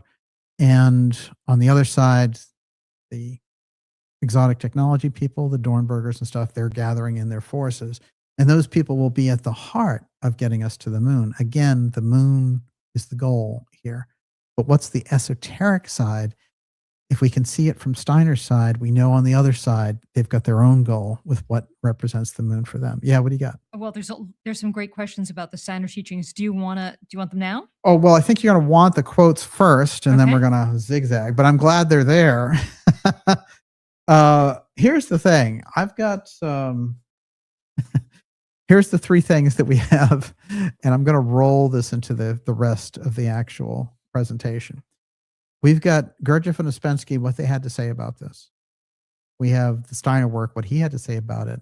And we had Edgar Casey, what he had to say about it. We're going to roll them all into this next segment. Everyone, you're watching the Dark Journal show. It's X Series 215, Covert Moon Wars, UFO File, Secret Check. It's all in here. And this is the potent information. It's got the sources. It has the deep piece. And, as somebody who's been plagiarized quite a bit recently over my hot zone work, I can tell you that, I love citing sources in my own work for other people because I love bringing that work forward. So it's I've been deciding that a lot of social media and independent media is descending in this period. I've called it the kind of pop click period, but one of the things it's descending into is a thiefdom fiefdom. So there has to be a way to reverse that track. And I think the best way to do it is to provide the potent information and to give the sources behind it. And then, the original detailing of the sources is what gives you that potent quality. This is how it speaks to me. This is how I've been able to do it, that kind of a thing, versus, somebody watches a couple of your shows or reads your book or whatever, and then they run on all these podcasts running their mouths off because the hosts don't know anything. That's the state of most of independent media. And that's a big problem because you're losing the potency. Everything is getting watered down into some pop click headline, and you're going to have the host's face, with the mouth wide open and all the rest of it, and the alien head. That's what it's descending into. Doesn't have to be like that at all. I want to say this too before I get into the esoteric section. The struggle really is there, even in that photo, and it is President Kennedy's vision of peace in space and the new frontier, and going into it with different nations so that we don't take war out there into space with us. And he came up with the original treaty language around making this stuff, easy. We don't have to put weapons up there. We'll just put scientific investigation, research weapons up there. The one of the switches that I think the Trump administration should change back is when they made space a war-fighting domain. I think that they should announce a reversal on that policy and say, under no circumstances should space be a war-fighting domain. That should be kind of priority one for the Space Force. And so I understand the, desire to dominate space, but the problem is if you bring those militaristic tendencies that we have on Earth, where you can't get out of situations like Ukraine, Russia, you can't get out of situations like bombing Iran, you can't get out of Israel, Gaza, you can't drag that into space. This is what Kennedy understood. And if we had a model that took us into space together for other reasons beside militaristic reasons, then we'd be going somewhere. This is, like the nuclear test ban treaty. These are the essential Kennedy policies. It's why Kennedy is so important and why he's set our world on such a different path, and also why he was eliminated. And I'm sure over the more advanced subjects that we're facing up against now on the UFO file, and part of this and how it will come out eventually, this is the clash. This is Kennedy being too far ahead of his time and wanting to build a, Camelot, a new Camelot.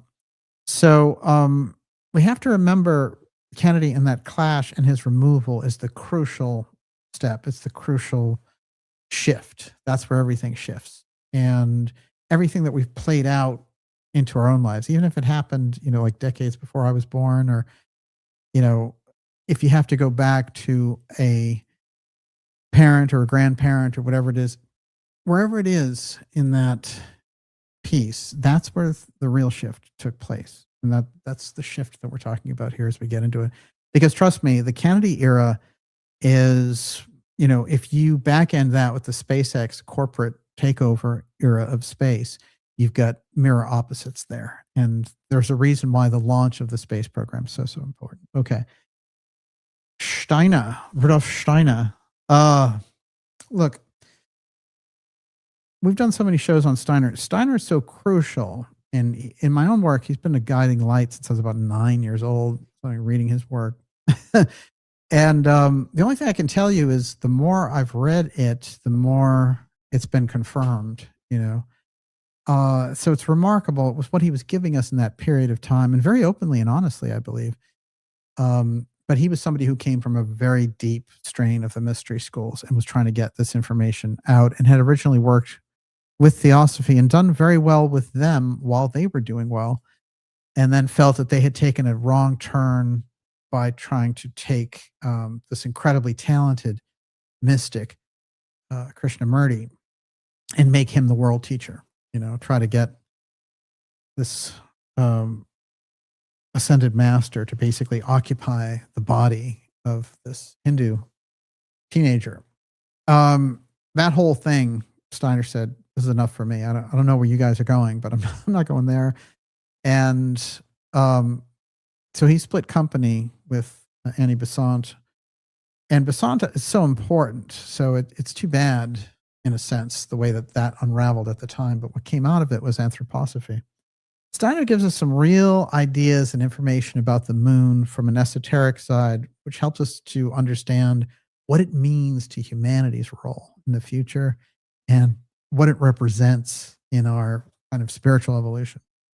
But he also gives very concrete examples of why it is coveted by these darker secret societies.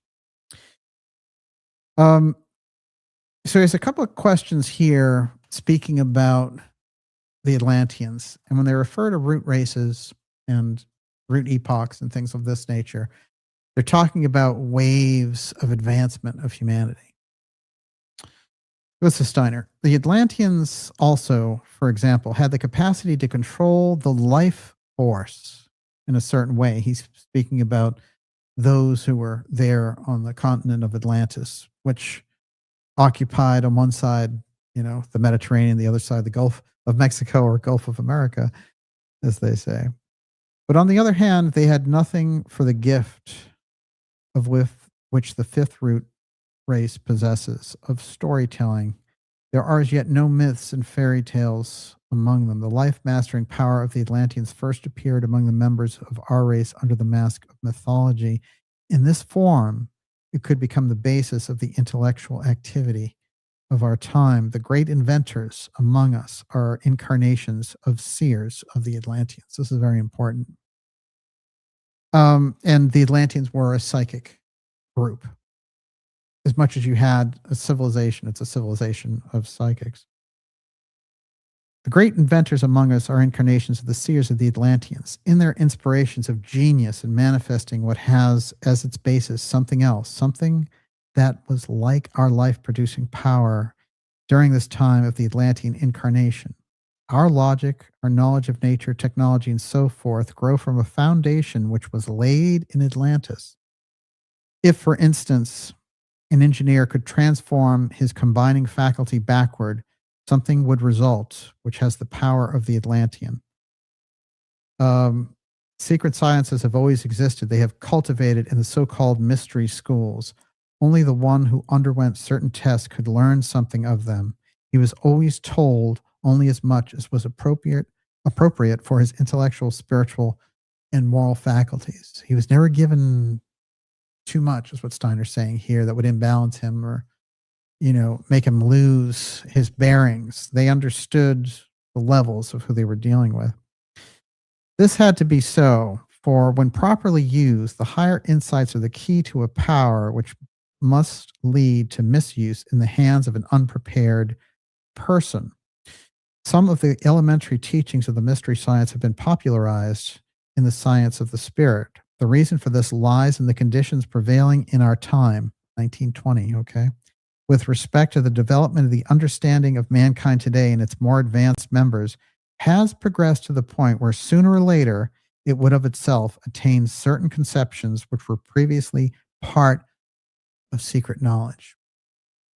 Things like going into space, things like the atomic period, these are part of the things that he's referencing.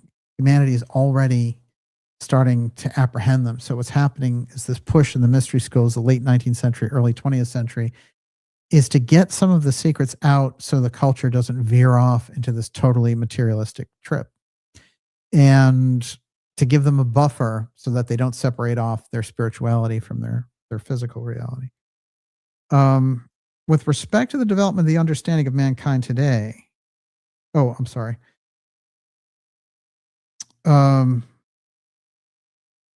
Mankind today would acquire these conceptions in an atrophied, caricatured, and harmful form. In other words, they're picking up on these things, but they don't have the spiritual root behind them. But it would require these conceptions in an atrophied, caricatured, and harmful form. Therefore, some of those who are initiated into secret knowledge have decided to communicate a part of it to the public. It will thus become possible to measure human advances which take place in the course of cultural development with the measuring rod of true wisdom. Our knowledge of nature, for example, does lead to the ideas about the causes of things. But without deepening through mystery science, these ideas can only be distortions. Today, mankind needs the same truths in a rational form. The world outlook of the science of the spirit is not an arbitrary development. Even today, certain parts of secret knowledge can only be communicated to those who undergo the tests of initiation. Only those who will be able to make use of the published part, who do not limit themselves to an external noting of it, but who really assimilate these things internally and make them the content and guiding principle in their lives. It is not a matter of mastering the teachings of the science of the spirit with the understanding, but of permeating the feelings, emotions, and the whole life with them. So Steiner's giving us a big key there. As I go into the moon section now, he's saying you can't just know the technical details, and you can't just run this through the meter of how you read a book or just absorb information. You have to feel the weight of it, and you have to be able to align yourself with that, or else it just atrophies. It doesn't do the trick. This is what Steiner is getting at. Now, Steiner on the moon. Now, there's a very big revelation in here. It's been overlooked in Steiner's work, but it shows, I believe, why some of the darker occult groups are so fixated on the moon. And I think that's where the fixation of the Nazis and the Nazi scientists to misuse the moon. And I think this is still the active force in the space program. So I'm going to read this now. And well, before I read it, Miss Olivia, what do you got? Joseph Farrell, DJ, exactly what was the wrong turn that Steiner thought Theosophy had taken, and when did it take it? This was a period after 1905. And what had happened was originally he had an incredibly close relationship, and he had gone over to England to get a handle and a feel for what it was like. And, you know, he could tell that he says, the cradle of Theosophy, true initiators stood, and the whole kind of magic of Blavatsky and all the rest of it. And then he felt that Besant had a very moral character to her, but he felt that she just, didn't have she was more impatient in a sense than Blavatsky was. And Blavatsky was really coming from this higher level. And she had a number of people around her that, like Ledbetter, that Steiner didn't think had the best interests, and that they were more concerned. And what he ultimately decided was that she was being used by these German and Hindu, he called them philosophers. And he said that they were trying to influence Theosophy for political purposes, and they were getting away with it. And what they had decided to do was convince Besant that this world teacher could come through the figure of Krishnamurti, which they did. And Steiner parted company with them. He did a little bit more with them after this initial break. But then, because at a certain point, when he was very unknown teacher, it was Besant who was saying, you can head up, the German branches of Theosophy. So she was giving him this incredible break. Now, I will say this about that period, which is there's a big clash between these groups and who's going to lead things. But what Steiner decides at a certain point, long after the clash with Theosophy is over and he started Anthroposophy, is that he thinks that the mystery schools have failed because of World War One, and he thinks even anthroposophy has failed. So what he decides to do is the information that they would normally keep back, he lets out, because he's like, the culture has to start to pick up on these things, and keeping it in these small groups, even though it's kind of, it's been the way all this period of time, and we have to be careful with how it comes out. We can't leave humanity in this state. So what he says is that there's going to be a doorway that opens, and it's in 1921 that he makes the speech. He says in 100 years, the mystery schools will have the opportunity with anthroposophy again to pick up basically what we're doing in that stretch of time. So that kicked off in 2021. And you can see, and you can start to feel that the Steiner information now, as somebody who's followed it my whole life, I'm telling you, when I was originally doing shows about Steiner, a very small group knew anything about it, Steiner. And I think coming in on a particular edge in the way that, we've been able to put the shows together and work on the topics like the eighth sphere, and the eighth sphere comes up tonight as well. And also the work of G.G. Young, bringing that whole thing gives the much larger tapestry of Steiner's work for this period. That's what I can say. So it's very interesting to me now. Steiner's work, really feels like this is the time. Yeah, what do you got? G. Myers Gilmer says in the Steiner teachings, human etheric and astral bodies being prepared through a process of spiritual, quote, incorporation, unquote, during the moon stage, essentially forming a spiritual container, equals evolving soul. Also, is there a direct or symbolic connection between Gurdjieff's soul lost to the moon and the Steiner-Blavatsky teachings about the moon being a body beside our physical moon related to the moon wars? Well, that's a good point, actually, that this Gurdjieff-Ouspensky information. I'm going to read from it. We'll get them all in here since this is a long-awaited episode. Mm-hmm. What about the Nebra disc? I have that info too. What are we on here? Let's see. Well, we're at an hour and a half now. So I'll tell you what I'll do. I'll present for about 15 more minutes, and then we'll take your questions. Mm-hmm. How's that? Everyone, you're watching the Dark Journalist Show. Deep tonight, X-Series 215, Covert Moon Wars, UFO File, Secret Tech. And I'll tell you, the last question is interesting to me because one of the things that we need to understand is you have the moon, the physical body of it, and then the moon as the sphere, which is something that's seen from a clairvoyant level. And so you're going to have a certain amount of scientific information from the actual body of the moon, but then you're going to need something else to penetrate into what its meaning is. But in terms of its actual physical development, look, the mystery schools are pretty clear about this. And there are all kinds of interesting things about, something coming in and a piece of it coming off and us capturing it in our orbit. But in Steiner's work, the moon comes directly out of the Earth. And when it leaves the Earth, there's an incredibly vulnerable period for the development of humanity.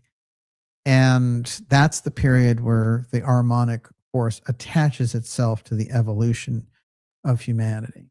And it's interesting, if you are a student of the Gurdjieff work, you're going to find a period back there where he talks about the moon leaving the Earth and how it was such a traumatic event for humanity that it developed an organ called the Kunda buffer, which would always see things not as they actually were, but in some kind of a turned around buffer way that it could deal with this incredibly traumatic event. So there is a name that Gurdjieff gives in some of his work about this moon piece. And what he says is that the Atlanteans had two different moons, one regular size one, the one we see now, and then a smaller one.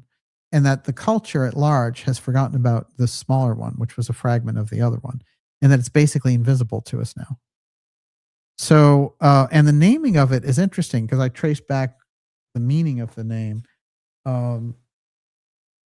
Since I mentioned it, before I read the Steiner moon part, I'll just give you the name so we're all on the same page there. But that person was absolutely right that in the Gurdjieff sense, he feels that we are basically humanity is food for the moon, as he calls it, in the great chain of things that are going on. But Well, and when you say that, I immediately think of LIVESTREAM. I mean, is there any connection to that idea? yeah. Although I haven't been too fond of that because I think it goes into part of this. What it is any group that thrives off of fear, they generate fear, and so they live off the emotions of that. And once in a while, this name comes up about what it is. But I'm going to read this, which is The Cause of the Genesis of the Moon. This is a Gurdjieff piece. Then we'll go to the Steiner piece. Of these two fragments, the larger was named Luteperzo, the smaller Anulius. The Anulius is the one I want to keep track of here. So the regular moon and Anulius. The ordinary beings who afterward arose and were formed on the planet, also at first, called them by these names, but the beings of later times called them different names in different periods. The most recent version of the larger fragment came to be called the moon, but the name of the smaller one has been gradually forgotten. That is the Anulius. Well, this comes from Beelzebub's Tales to His Grandson, which is a Gurdjieff book, which is kind of like the James Joyce Ulysses version of Gurdjieff's teaching. It has all of these tangents, and yet it's potent. The impact of the book is quite remarkable. As for the beings there now on Earth, that is, he's talking to his grandson from space. He's in a spaceship, by the way. And this is Gurdjieff right in the 1930s. It's rather interesting. It's interesting to notice here that the beings of a continent of that planet called Atlantis, which afterwards perished, still knew of the second fragment of their planet and called it Anulius. But the beings of the last period on the same continent, in whom the results, the consequences of the properties of that organ called the Kunda buffer, about which it now seems I will have to explain to you even more in great detail, had begun to be crystallized and become part of the common presences in the meaning for them, which is never allowing one to sleep in peace. They called the smaller fragment Keemspa. So Anulius, Keemspa, these are names for this other fragment. And it's known, the interpretation is never allowing one to sleep in peace. So it's a disruptive, chaotic, cosmic element that has a negative effect on humanity, is basically what he's saying. The problem is most of humanity do not even suspect its existence. Do not even suspect its existence. That's rather interesting. Not only has this planet itself now again acquired a normal movement in the general cosmic equilibrium, but it has two detached fragments with it, which, as I have already told you, are called the moon and Anulios. They have also acquired a normal movement and have become, although small, yet independent. That is, additional planets in the solar system. So, Gurdjieff is giving us strange information here regarding the moon, but he's starting to say, well, there's another piece here that people have just forgotten about, so they don't even know that it's out there.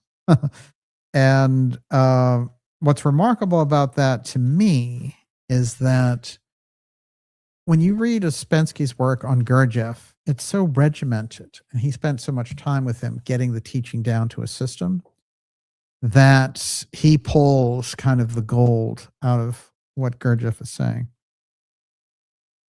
And here's what he says in Search of the Miraculous.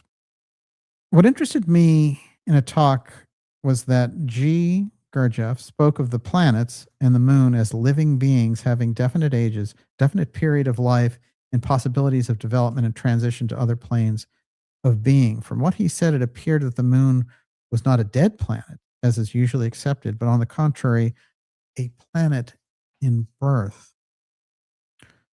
Quote, this is Gurdjieff talking. The moon is growing and developing, and sometime it will possibly attain the same level as Earth. Then near it, a new moon will appear, and the Earth will become their sun. At one time, the sun was also like the Earth, and the Earth like the moon, and earlier still, the sun like the moon. So Ouspensky starts to talk about how this is totally different than the scientific conception of that period, and we're talking about 1920 again here. This is Gurdjieff again. For instance, the evolution of humanity beyond a certain point, or so to speak more correctly, above a certain percentage, would be fatal for the moon. The moon at present feeds on organic life, on humanity. Humanity is part of organic life. This means humanity is food for the moon.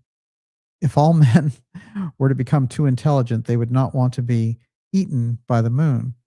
But at the same time, the possibilities of evolution do exist, and they may be developed in separate individuals with the help of appropriate knowledge and methods. Such development can only take place in the interest of the man himself against, so to speak, the interest and forces of the planetary world. The man must understand this. His evolution is necessary only to himself. No one else is interested in it, and no one is obliged or intends to help him. This is the edge of the Gurdjieff work, the fourth way, which is you have to do everything yourself, and the over-reliance and the constant, thinking that your spiritual forces are just going to rescue you and you don't have to do anything is an interesting twist. And it's very kind of anti-theosophy in a way, because it's coming in and saying, you've got to really do this yourself, and that there's no kind of hidden masters that are going to do it for you. But when it comes to the moon, what Gurdjieff is saying is that there's a process that's going on in the cosmos, and that humanity is kind of inserted into that process. And it is the organic life on Earth that's sending its energy to the moon. And that the whole mechanical basis of the universe that humanity is basically trying to evolve out of is because there's more and more attack on your free will in these environments. And so he said, if we had a civilization that was on the moon, they'd have twice as many laws, physical laws, as we have on us here, and you'd basically be an automaton. You'd have no way to have any kind of free will.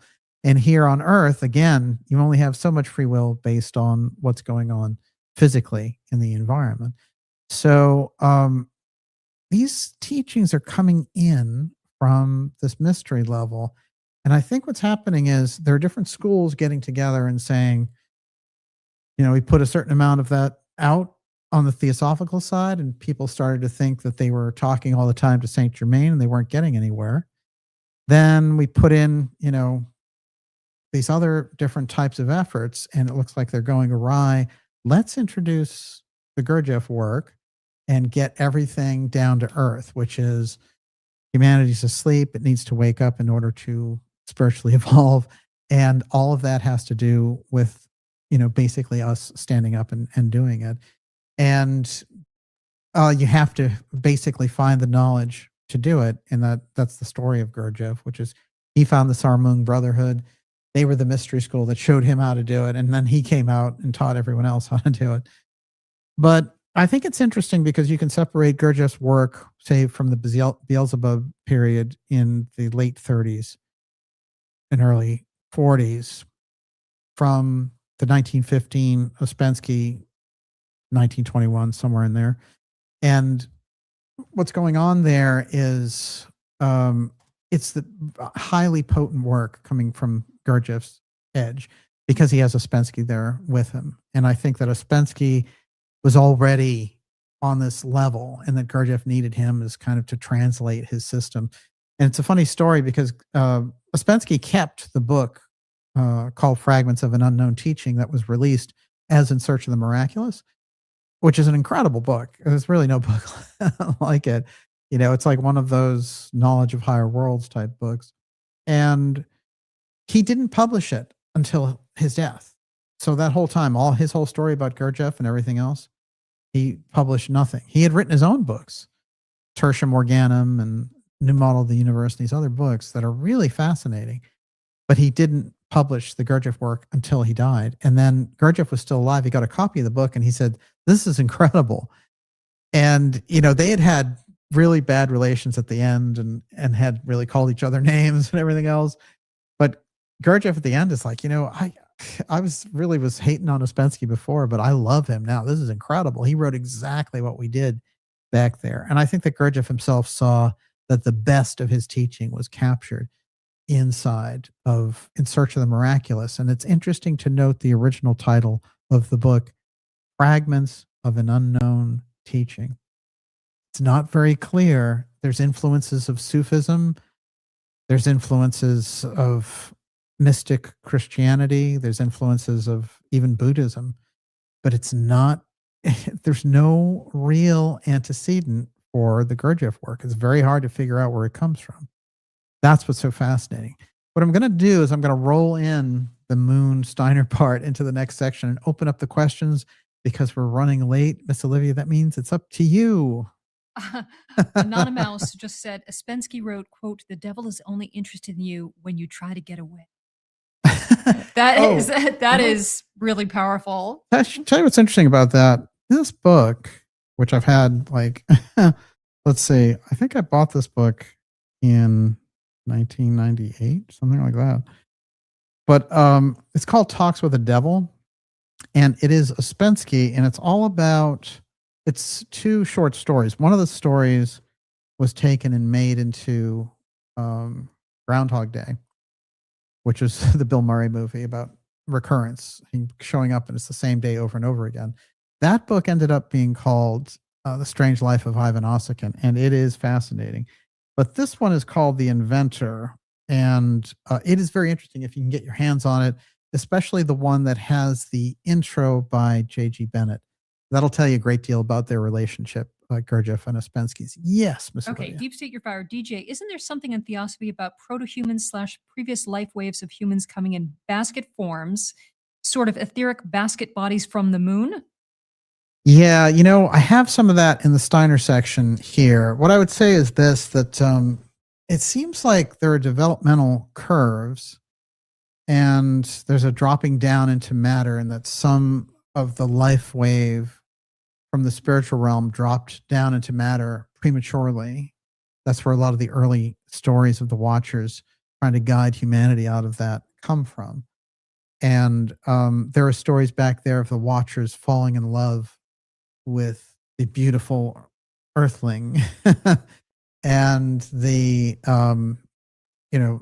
Watchers were basically Elohim who were guiding the early kind of version of humanity coming through Lemuria, which didn't even really have physical forms yet. They were just adopting. They were kind of right in between the etheric body and the physical body.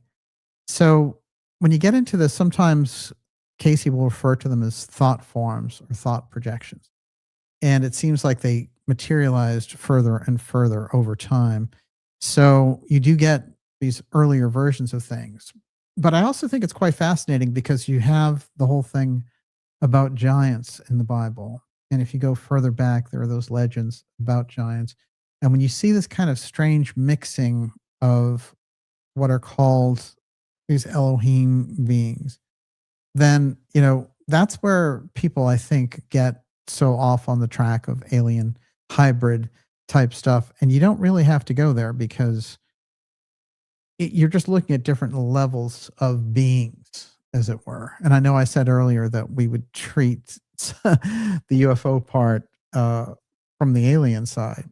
And for the purposes of the discussion around the UFO file and the German development piece, we did. But I think in general, the idea of what happens when that early period takes place, if you go back into the temple legend of the Masons, basically the story is that you've got Adam, who was Jehovah's creation. And what happens is you're basically dealing with the Elohim facing off, and one Elohim versus Jehovah.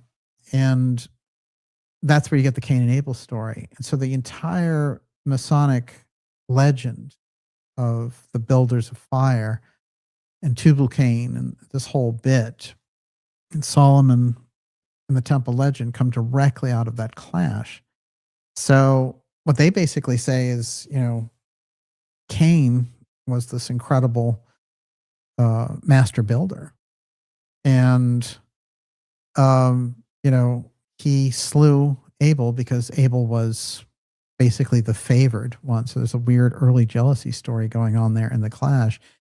And so this is telling, I think, on a few levels. But by the time you get to Hiram and that whole piece, the lords of fire, of Tubal-Cain, of builders, sons of fire, they're trying to save him from Solomon and the three henchmen, as it were, trying to take him out. And they do end up taking him out, So it's a weird story. There's a lot of parallels back there about two different strands of humanity that are coming from two different Elohim levels. And that has nothing to do with an outer space alien, because the Elohim are basically the higher beings, part of the overseeing of the early development of humanity. So that story needs to be taken on its own. And it's very funny because I see, I see the Book of Enoch stuff thrown around in the most ridiculous fashion. Obviously, there's a big move inside of the alien thing to be like, aliens are demons, and to just jump on that. And they're trying to convince the Christian community of that.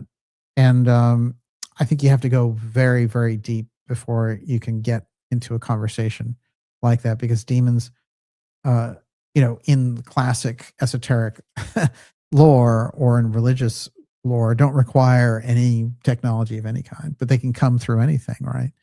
So the idea of attaching them to a particular type of advanced technology from an outer space, it's very, very sneaky stuff that's going on in the narrative wars around the UFO file. But aliens or demons, I think, is part of that. Yes.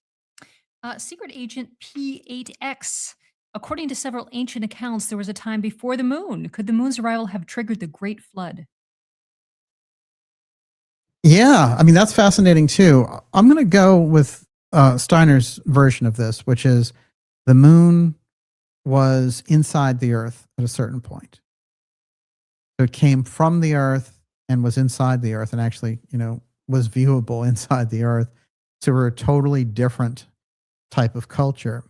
And then when it leaves, it's a terribly traumatic event for humanity. And there's a whole thing about the beings that are associated with the sun and the moon withdrawing from the Earth and letting kind of the Earth stand on its own. So that's the story out of the anthroposophical literature. One thing I will tell you, in the work of Edgar Casey, right? Sitting there responding to correspondence, asking him for readings while he's taking photographs to stay alive because the psychic money is not going to cut it. And, Casey is one of these figures who his passion for helping people put him in such a bad way. I remember reading this story about his son visiting him where he's at this low point living in Ohio. And Casey shows up at the train station to get him, and he shoved all this newspaper inside of his coat to stay warm. This is the type and the level that Casey is living on. I want to read this Casey quote here. And there's a thing about the Tarot Moon quote, which I have also from Ouspensky. But go ahead, you can ask your next question. Well, I do have some questions about Casey. Synergy Conscious says, what did Edgar Casey say about the moon? Did the Atlantis civilization occupy the moon? And Nanette Chris says, DJ, do you agree that Casey had nothing good to say about the moon? Well, I think he wanted us to understand, that it was a volatile, a volatile environment. I have an interesting thing that Casey said about the moon. It grabbed me because we might be dealing with the period of time when the moon leaves the Earth here. So he says, in giving the experience of the entity's sojourn in a period as remote as the early destructive periods of the land called Atlantis, in Poseidia. And remember, Poseidia is where the hot zone was. That's also becomes the stronghold of the Amelius group against the Belial group, which was predominantly, although they're all intermixed, but it was predominantly in Og. There were other centers that were developing for in the projections that began as many, and in creating influences, they began as 5. Those 5 projections in those centers where crystallization of projection had taken on such form as to be called what is called man.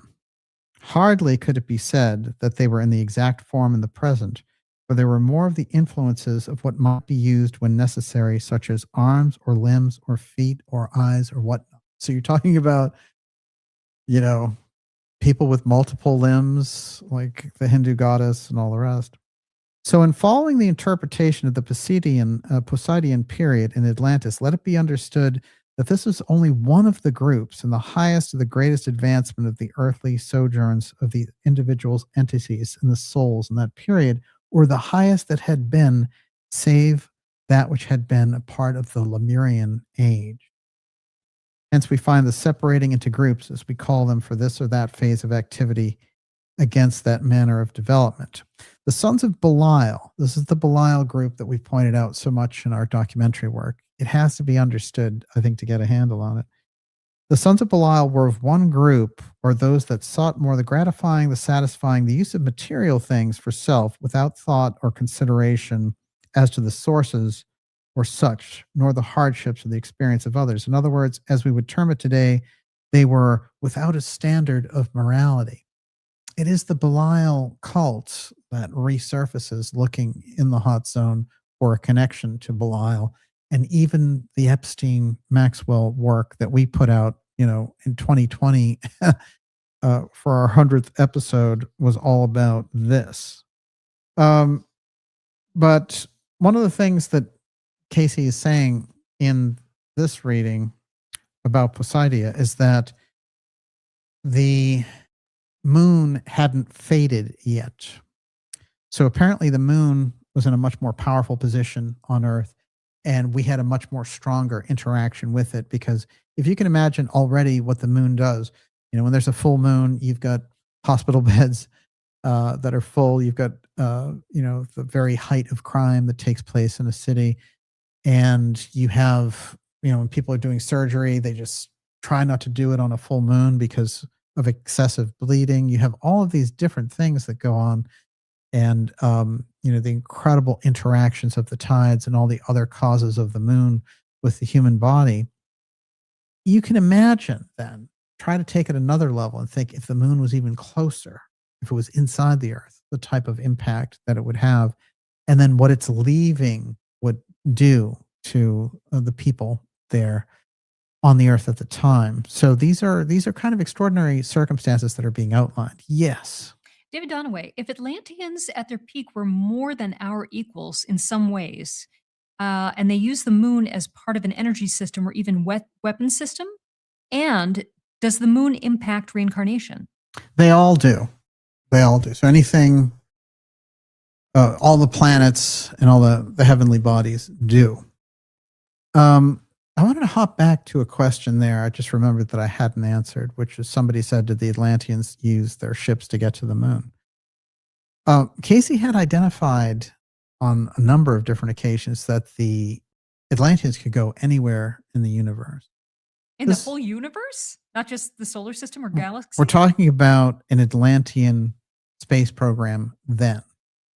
So they understood how to do that. And I think so much of what he's indicating is that they could do this because of their mind and the control over matter by their mind.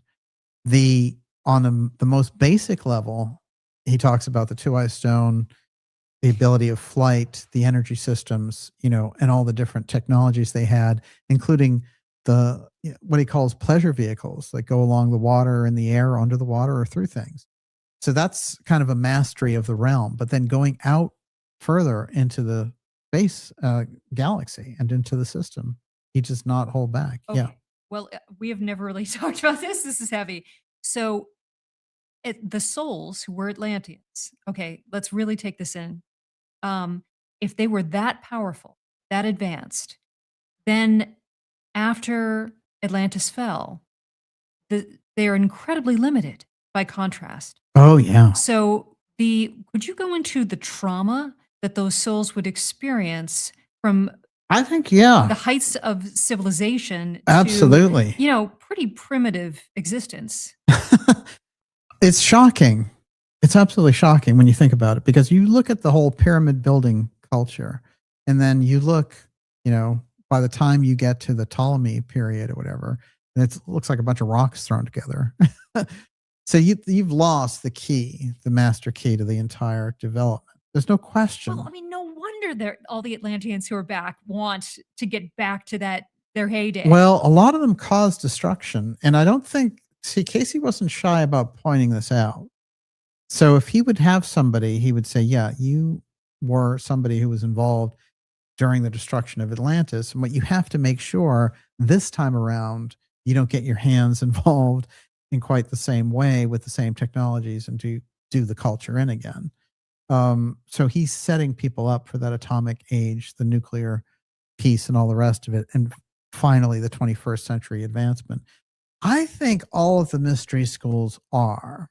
And I think they figured out, as Steiner points out, by 1840, that coming out of Germany is the whole, if we can't measure it, it doesn't exist, scientific materialism. And it's very clear to them if they don't do something. It's clear to about a third of them, the groups, that if they don't do something, give this information to the public on this higher, more advanced level, then they're not going to recognize humanity in 100 years. And they can also, if we got 2 world wars coming in and this intense move towards Darwinism, scientism, and, they're losing the whole Renaissance poet, scientist connected to spirituality piece, the Goethe type individual, the real Renaissance man. Then you're getting something else. And so they realize that they have to do it. And I think what's so fascinating is if you get into the Steiner work, what he says is those attempts happen through the spiritualist craze in America in the 1850s, the 1860s. The Poughkeepsie Seer, the Fox Sisters, these different moves that take place, table rapping, seances, Abraham Lincoln working with Emma Britton, and Emma Britton, who founds Theosophy with Helena Blavatsky, what Blavatsky calls the greatest medium of her lifetime. And eventually they split, because Theosophy goes so Eastern that Emma Britton, takes another route. But her story is fascinating. And as we've told it about the Orphic Circle and how she was basically a 12, 13-year-old medium that the Orphic Circle was using to get all this information on spirituality, state secrets, and everything else. And that the people in those circles were Benjamin Disraeli, the future Prime Minister of Britain, Charles Dickens, the author, the glitterati of that society. And they're all in this situation having her channel. And sometimes the channeling sessions get out of hand, She recalls, it's my favorite kind of tidbit that she recalls in her book, that there's a whole thing about, she wakes up in the middle of one of these sessions and there are this being has, kind of popped in and the whole room is being swept. There's an incredible boom in the room. The whole room is kind of swept with a wind and people are up running around. And the woman who's controlling the session is yelling in her ear saying, go back to sleep, go back to sleep, go back into your trance, and like, we'll get a handle on this. But I think they were at the very edge of trying to figure this out. And I'll tell you, when you go in, there's a lot of weird stories when you go into Edgar Cayce as well. There's levitation. There's spontaneous combustion. I mean, there's a lot of really hardcore things. What is the human being capable of when you get right down to it? And if you can start to pinpoint the stories of these really heavy duty psychics, who brought incredible material forward, then you're in the very deep end of the ballpark. Yes, Miss Olivia. Okay. Ed Cooksey, the structures on the moon that you have mentioned people at NASA tried to airbrush out of the pictures, are those Atlantean? Well, it's very interesting. They could very well be an off-world civilization using it as an outpost. Could be an earlier civilization that didn't make it, that died out. It's the same thing with the Mars ruins. I think there's a reason they airbrushed them out, and I think it's part of the nature of the secret space program. This is what we're talking about. What's the problem? What is it that you can't share with humanity? And part of that, I think, is the ancient ruins. Also, the presence of another culture that is more advanced.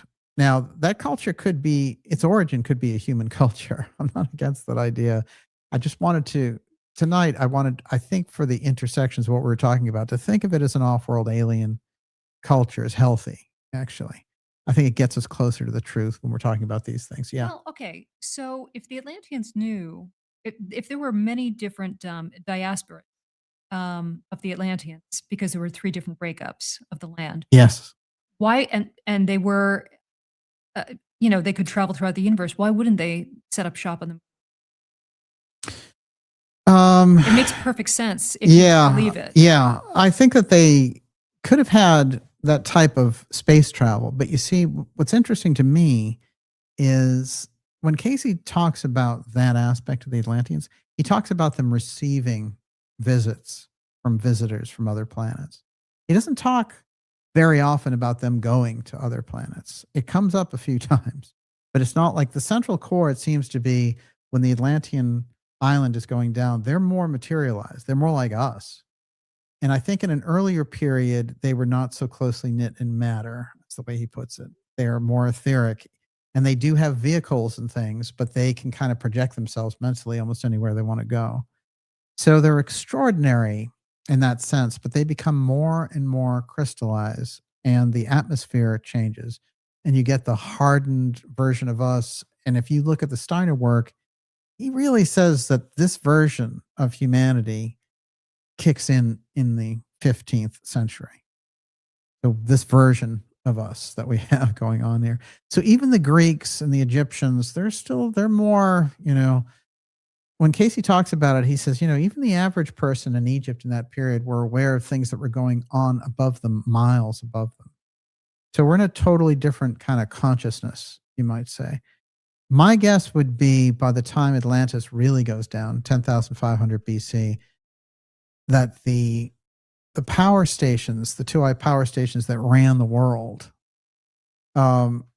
they've been basically destroyed. And what he says is they were unintentionally set too high, and they brought down the islands. So when you get into those issues around the hot zone about, compasses spinning backwards and the incredible physics that take place there, and the magnetic holes and the, Bermuda Triangle overlap with things disappearing and time stopping and all the rest of it, that's the apotheum that we talk about in this program. And it is specific to the UFO encounters as well. Time disappears. The first thing you hear about Betty and Barney Hill is all the timing disappears. And, very often people will say, well, Betty and Barney Hill, maybe that was a psyop. Well, maybe it was an alien abduction. Maybe there's a reason our consciousness was catching up with what was going on because we were developing our own technology, and bang, you get, the first kind of classic alien abduction. You don't have to write off alien abductions at all. As a matter of fact, I believe that most of them are 100% real.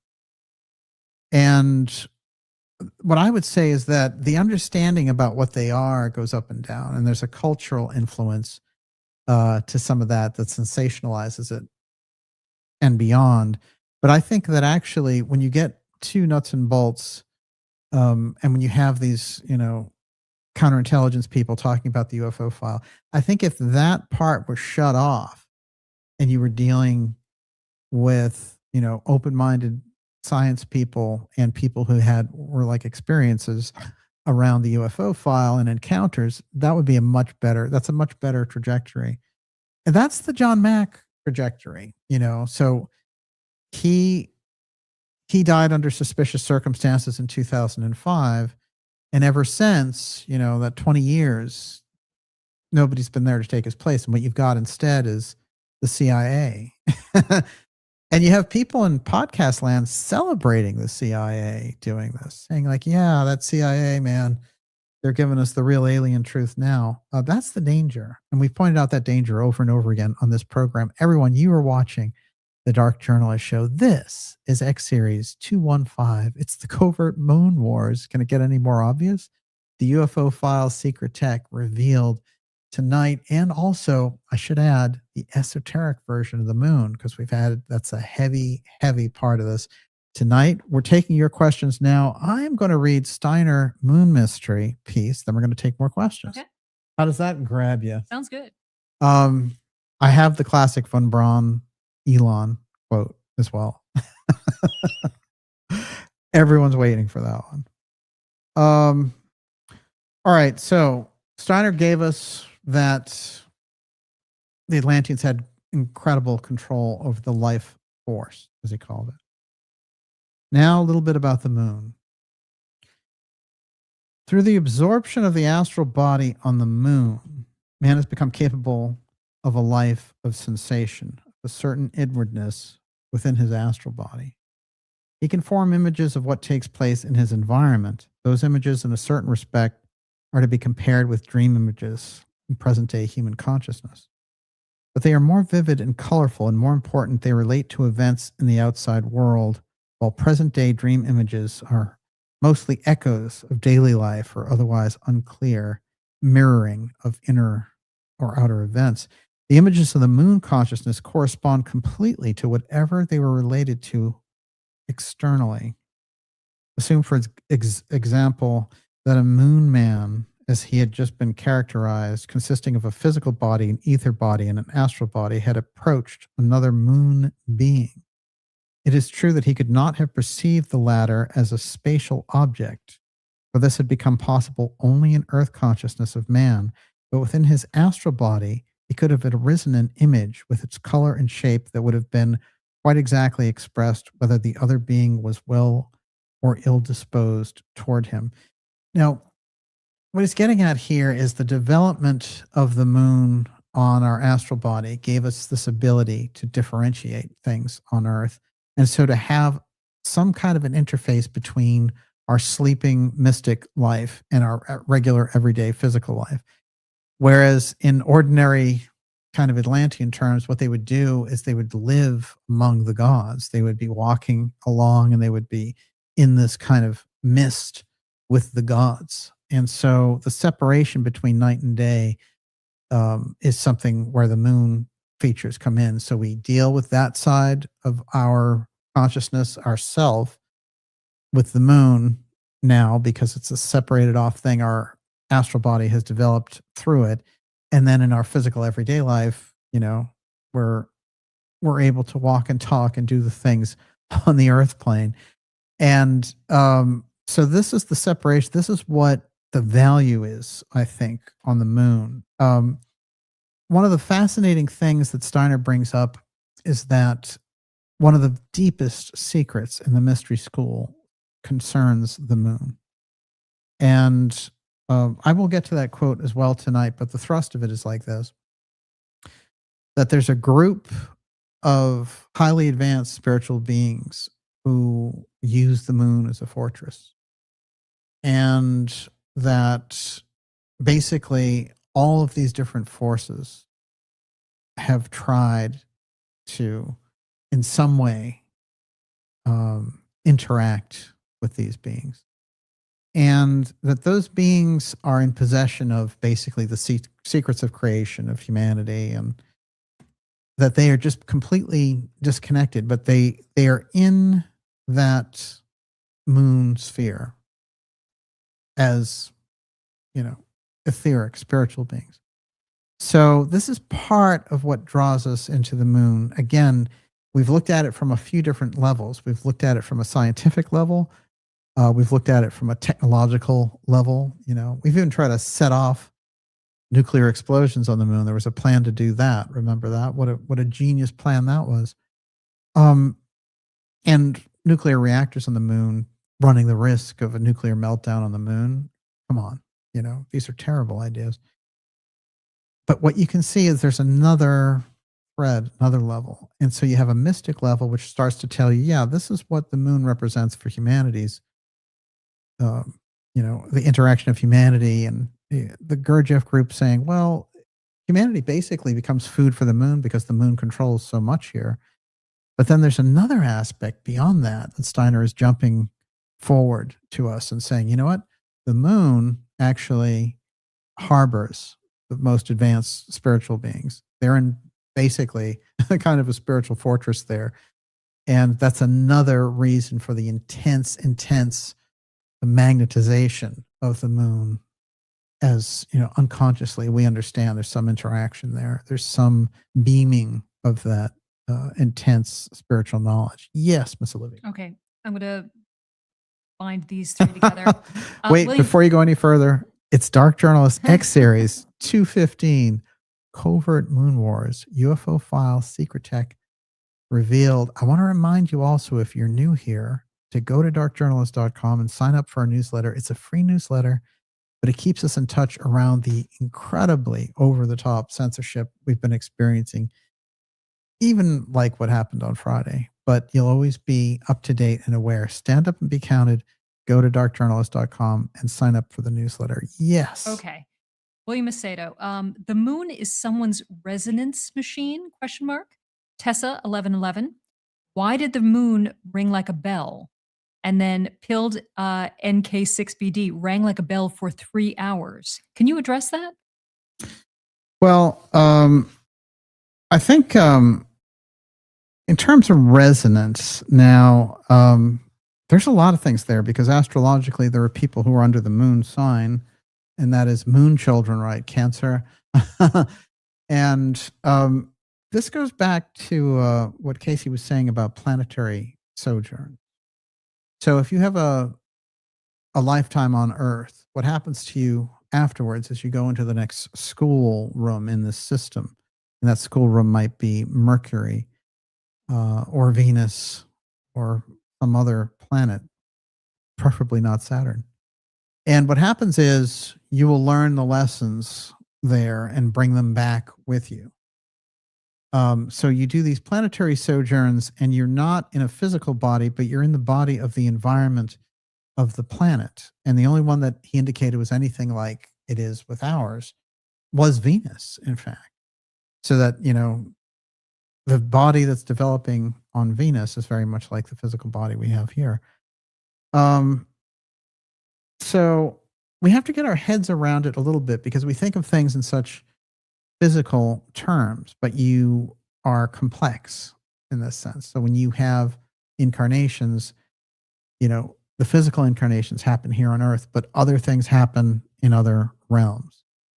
So that's, if you resonate with something like the moon, it's probably because of an incarnation there. And those are talked about in mystery work. The other thing is, when Casey discusses Arcturus as the door to the system, he indicates basically when you're done, when you've completed your lessons here in the system, you move through Arcturus into the next higher awakening. Now that's interesting for a lot of reasons, but again, you have the Pleiadian association, and then later you have stories of Pleiadian aliens and all the rest. But regardless of what you think of Pleiadian aliens and all that, our culture has held the Pleiades in this zone of glorification. The Egyptians, the Greeks, they knew the purpose and the intent of it. And it's interesting because one of the pieces that I mentioned, I like to bring up, is the Nebra sky disk. This is such an old culture. They're still dating this further and further back, but they were indicating a sky event that is taking place at this period. And I think that this is a recurring picture, something that happens every period of time, and that was buried in a portion of northern Germany and found and secreted away and then paid for on the black market for millions of dollars. This thing moved around there were all kinds of, Interpol was involved. Everybody wanted this thing.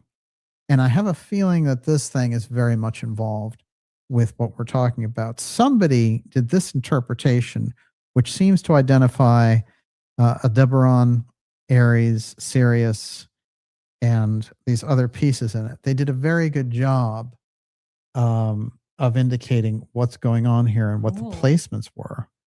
But what I will say is this. I still think a lot of that disc is a mystery, and I think the problem with it is it's so old, and the area is so unknown, the people who had it is so unknown, and then when it was abducted and it was sold into the black market, and these other groups had it, and then Interpol and these other groups had to get it back, there's been a lot over this disc. I have a feeling that this is one of those sacred objects from these cultures, and I think what it's indicating is something that certain groups want to get their hands on because it is a recurring destructive pattern that takes place in the heavens.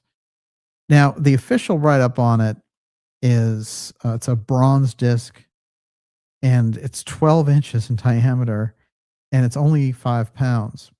It has a green-blue patina. It's inlaid with gold symbols. These symbols are interpreted generally as the sun or the full moon and the Pleiades.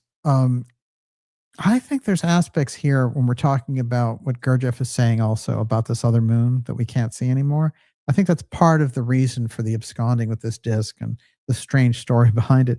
2 golden arcs along the sides are thought to have marked the angle between the solstices. And this thing is very advanced also. That's over 5,000 years old. Another arc at the bottom with internal parallel lines is usually interpreted as a solar boat and numerous oars. Some authors have also suggested it might represent a rainbow, aurora borealis, a comet, a sickle. In 1999, the disc was found buried in Mittelberg Hill near Nebra in Germany.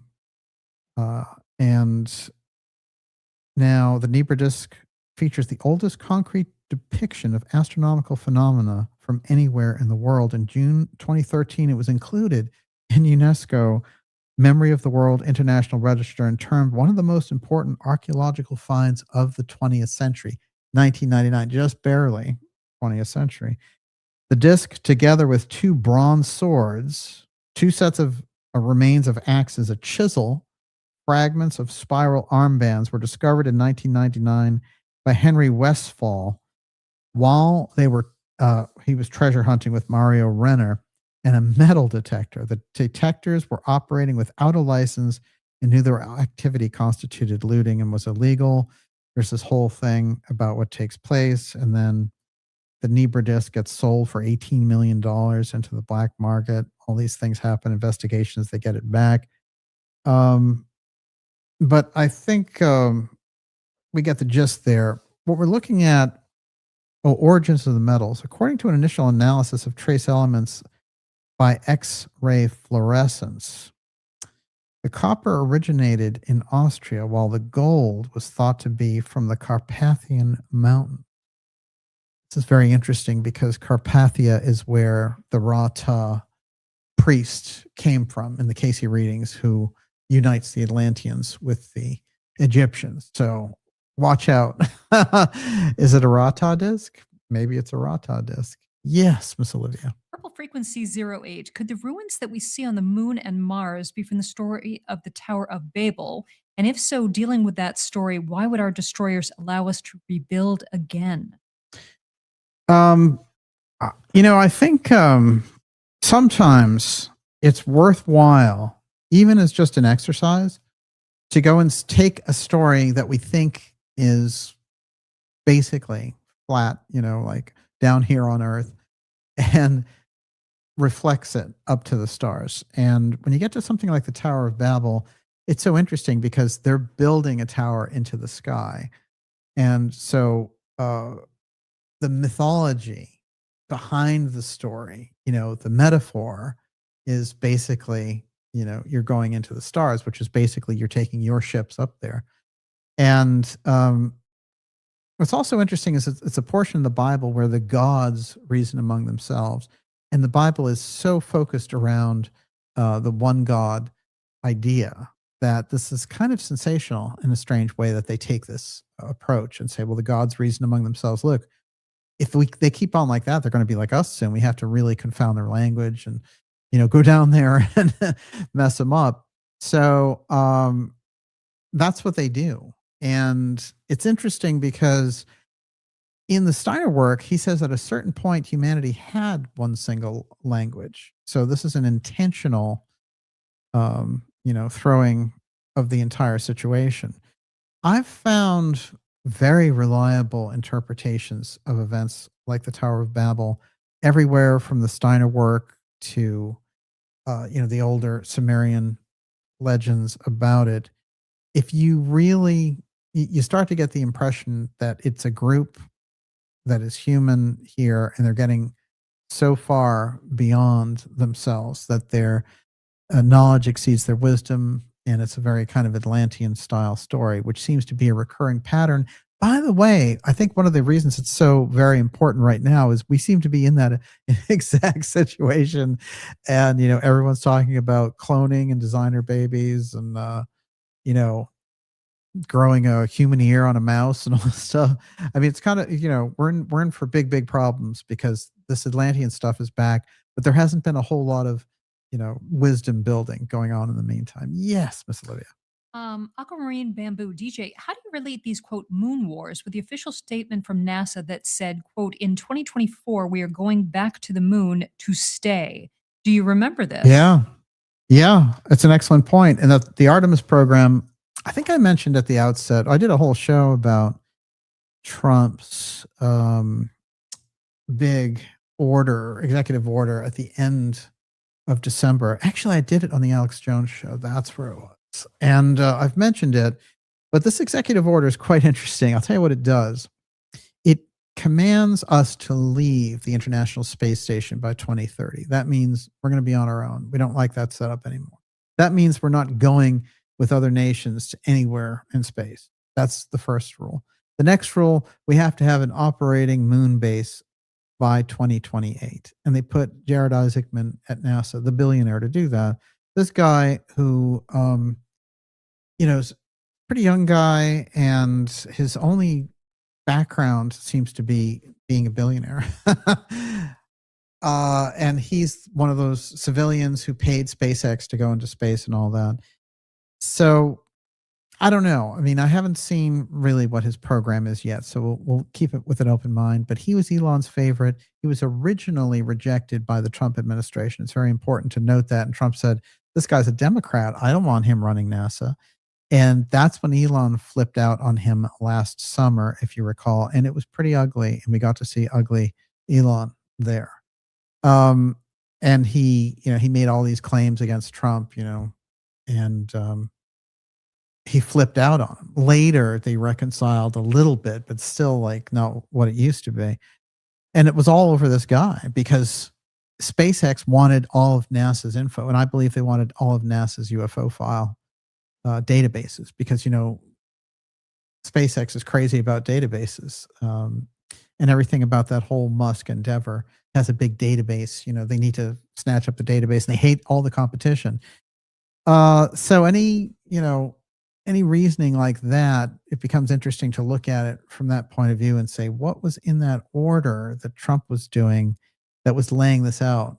Well, I call it kind of the UFO file executive order, because what it's basically doing is it's setting up the Golden Dome on one hand to be activated by 2028.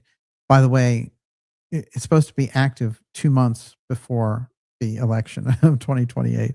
That gives you some indication of what it's for. But the Golden Dome is very little talked about. The independent media, has a kind of, I don't know how else to put it, but their priorities are all about, stimulating you with salacious stories and not giving you anything to work with that actually means something. And that's the nature of the problem with this phony corporate version of independent media that's rolled in. But what I will say is the Golden Dome could be one of the most important projects for 2026, 2028, and it could be decisive in terms of what the United States does with it. And I believe it's being created as a UFO defense grid. And I think that's part of why they're doing this disclosure kick. By the way, I think that the threat that they're facing off against is not real. Yes, Miss Olivia. Robert Scott, how do you enforce a space treaty and who exactly enforces it? The signatories, and we have a number of very important space treaties on the books already. That's the interesting thing. Can What throw I something in think there? is, yeah, So Car Racer says, what do we think about Gary McKinnon and the secret space fleet? absolutely. Well, it's the root info about the secret space program. It's an incredible breakthrough. And, McKinnon is standing in that place in history. I don't think really people even got the implication of what happened when he hacked into NASA. And there's the famous press conference that takes place with Cameron and Obama. And Obama says, they ask him, what are you going to do about Gary McKinnon? And he says, we're going to do everything we can, through the channels here to get him over to the United States. They want to try him for this. And luckily, he gets off because of the Asperger's defense. And but what he basically indicated, now he didn't download files and things. He tells us what he was seeing. And one of those things was an off-world officers list. Well, nobody, we know what an astronaut is, but nobody knows what an off-world officer is. And that's not your astronaut fleet. What was that? That's even before the secret. That's even before the Space Force. This is like Gary McKinnon's story is 2003, I believe. So it's so back there. And we've tried to do things about the secret space program and put so much on the record around it. And right in the center of that is McKinnon's fantastic revelation. Then what do you do with that? I think it's very instructive. Speaking of instructive, you might remember a guy who was psychic and also a remote viewer and really quite remarkable legacy. He was a Korean War vet, and during the Korean War, they noticed some interesting things about him. One of the things that they noticed was that this guy, he seems to have like telepathic abilities. And so they eventually recruited him into these programs. What's fascinating is they decided this is one of the best remote viewers we've ever had. Later, out on his own, he would be recruited by mysterious groups to do remote viewing. And at times he thought he was working for different groups that would lend him out. Like the CIA would turn to him. There'd be some situation where they'd want to rescue somebody, like a diplomat who was taken hostage, or they'd want to identify Russian ICBMs and where they were and all the rest. They were using him for all these projects. Eventually, he came to write his book called Penetration, the Question of Extraterrestrial Life. And he has a chapter in that book.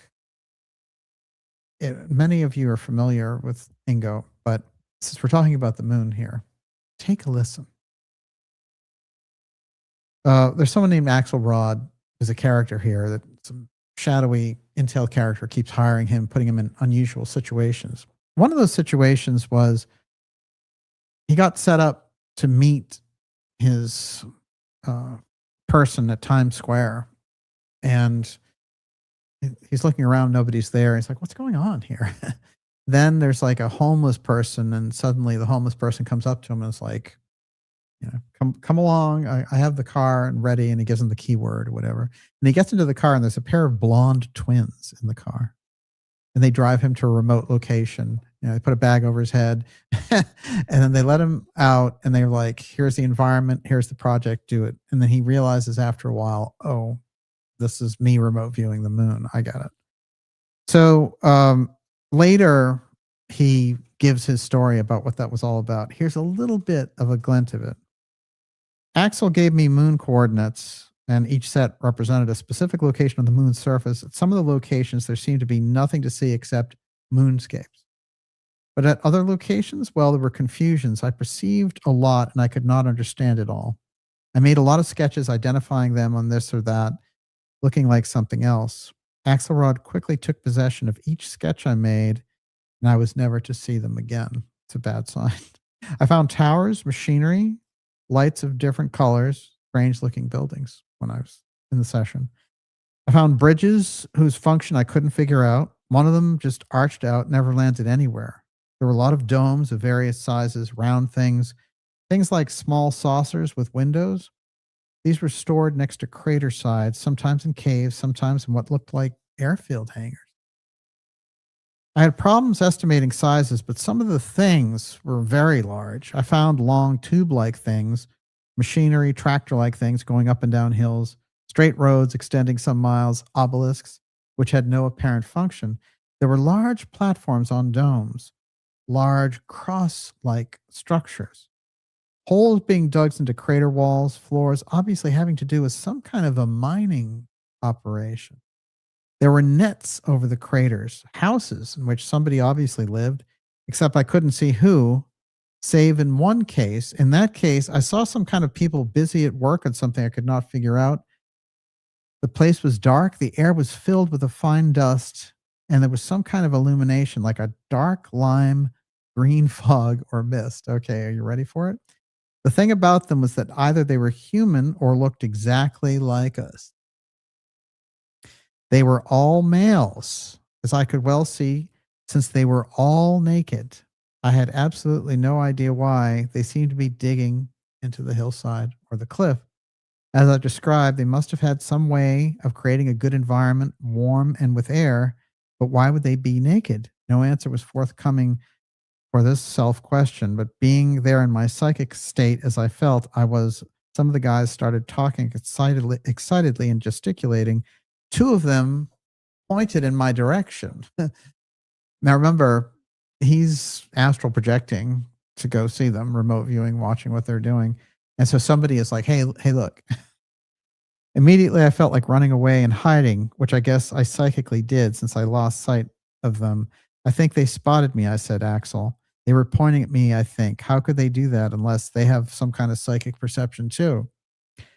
Axel, in a calm, low voice, so low I hardly heard it at first, said, please quickly come away from that place.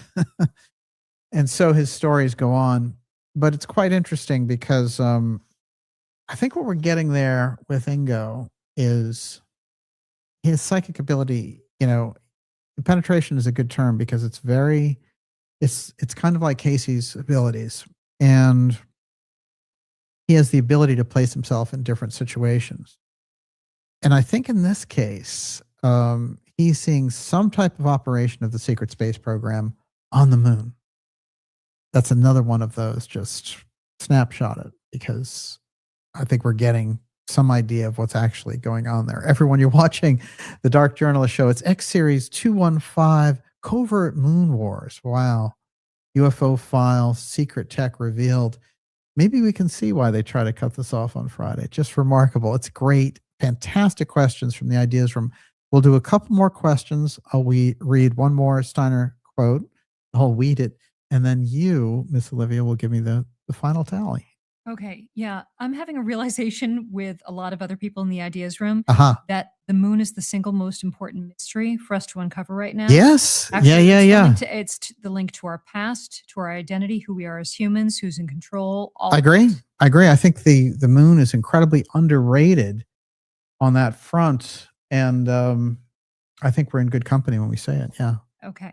Solite US Expat says Future Forecasting Group remote viewed the moon and they got data that some base associated with Nazis is up there. Did the Germans make it to the moon and establish a base? Well, it's interesting. See, I believe that the Germans encountered crashed craft the way that we did. And so I feel like there's a program, an ongoing program there of studying what this is all about. They're obviously very advanced. They're more advanced than the United States, certainly, in that period of the 1930s, as far as space is concerned. Well, let's really, I keep going back to who was already up there on the moon and Vril and Yeah. and helping.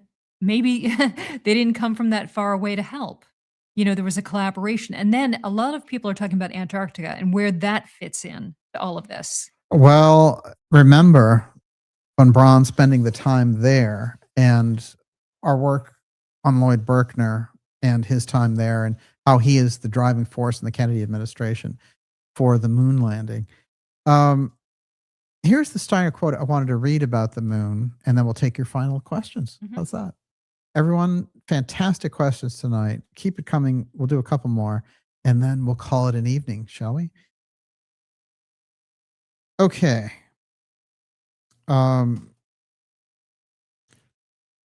Steiner's talking about how the soul is developed in that Atlantean period and during the moon period when it left the earth.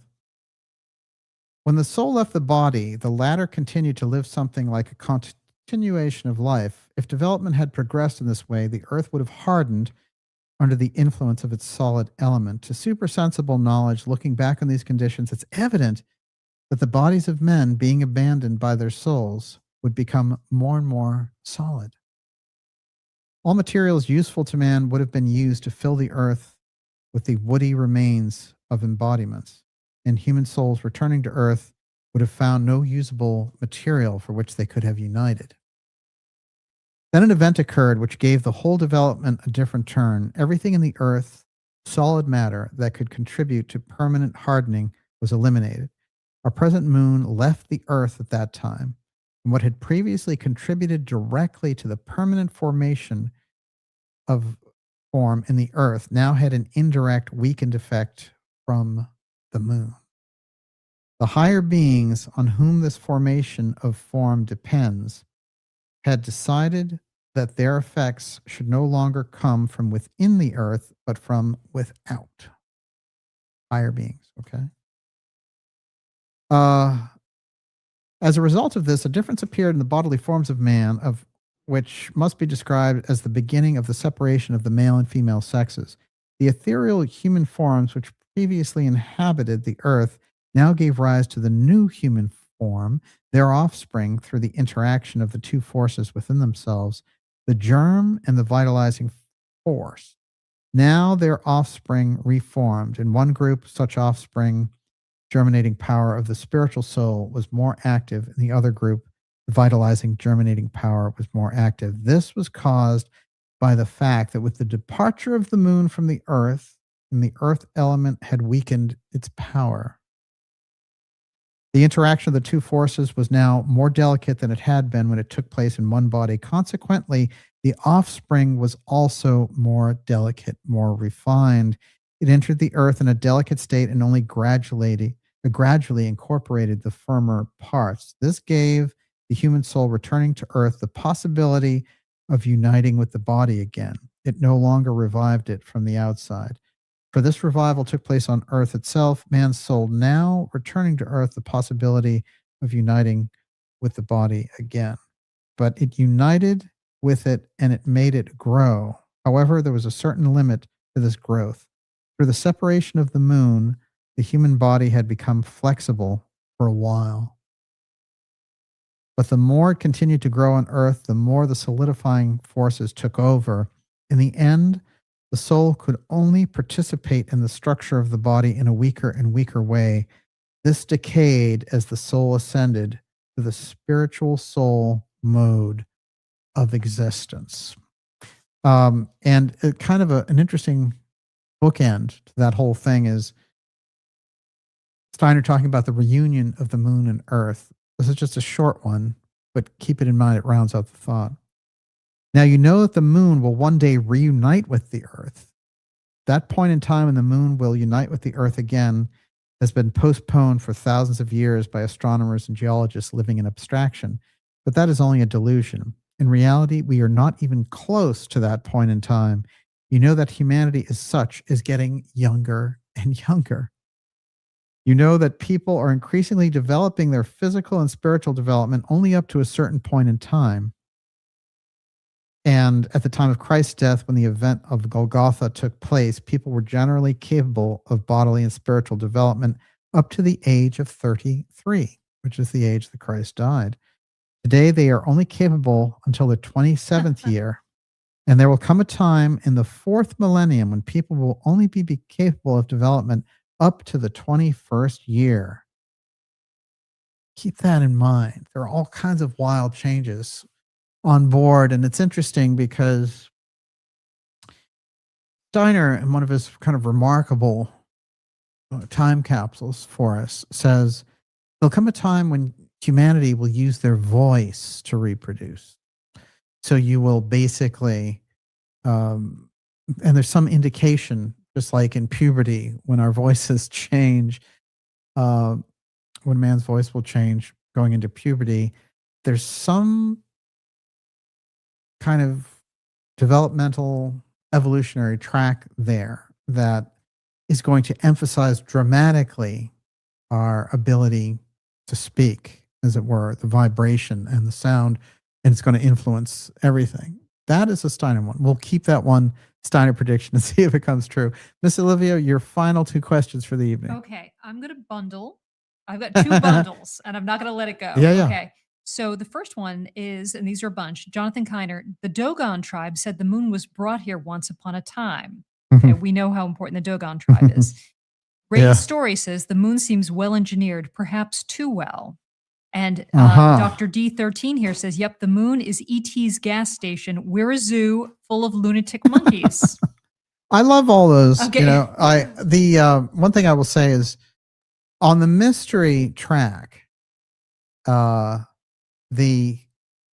general idea is the moon comes out of the earth.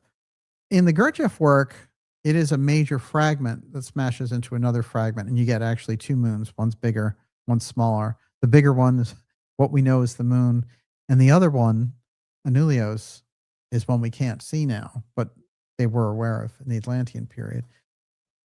That's the story in the mystery schools. I've heard lots of very interesting scientific ideas and alternative research ideas about the moon being artificially placed here to do things and all the rest of it. So, you know, keep it coming. Yeah. The more I think about it, the more I agree with that. Joseph said it's almost as if someone parked it there. And Scarlet Fire says the moon is the front row of the Earth's Truman Show. Yeah. Oh, I absolutely agree. But can any of us say that we haven't in some way been influenced by the moon? I mean, it's impossible. We all have. And there are times when you're aware of it and other times when, you know, only when you tune into it. Well, I'm wondering, I really am wondering, you know, I'm a Cancer, so I'm ruled by the Yes. moon. Oh, yeah. And which I find quite a burden. And I'm wondering how responsible it is for my own lunacy, humanity's lunacy, instability. Yes. Oh, yeah. There's so much emotional fluctuation. Lunacy. Yeah, really. You've got to ask yourself, where does that come from? Absolutely. It's also interesting what it's associated with, isn't it? Look, in the Rider Tarot deck, we get some indication as this influence. But you know, there's a very interesting book called Ouspensky on the Tarot, which is his mystical side. You know, he's mostly scientifically mystical, but here he's purely mystical. And he says, a desolate plain stretched out before me. A full moon looked down as if in contemplative hesitation. Under her wavering light of the shadows lived their own peculiar life. On the horizon, I saw blue hills, and over them wound a path which stretched between 2 gray towers far away from the distance. On either side, the path of a wolf and a dog sat, howled at the moon. I remembered that dogs believe in thieves and ghosts. A large black crab crawled out of the rivulet in the sands. A heavy, cold dew was falling. Dread fell upon me. I sensed the presence of a mysterious world, a world of hostile spirits, of corpses rising from the graves. A wailing ghost in this pale moonlight. I seemed to feel the presence of an apparition. someone watched me from behind the towers, I knew it was dangerous to look back. It was a different kind of tower there than Ingo Swann's tower, but the towers again around the moon. Yes, Ms. Olivia, your last question. Final question, David Donaway. A la Dr. Farrell's intuitions are right, and pyramids may act as resonance machines or weapons. Is there a sense that the moon operated in some way for energy resonance control over the Earth? I am groping here, but was the moon placed to force a new evolution on Earth as part weapon and incarnation control device? Is the moon some kind of karma control machine by archons? Oh, well, archons are an interesting thing to bring up. I go back to what Steiner said about the highest spiritual forces, and the biggest mystery are these beings in the fortress of the moon.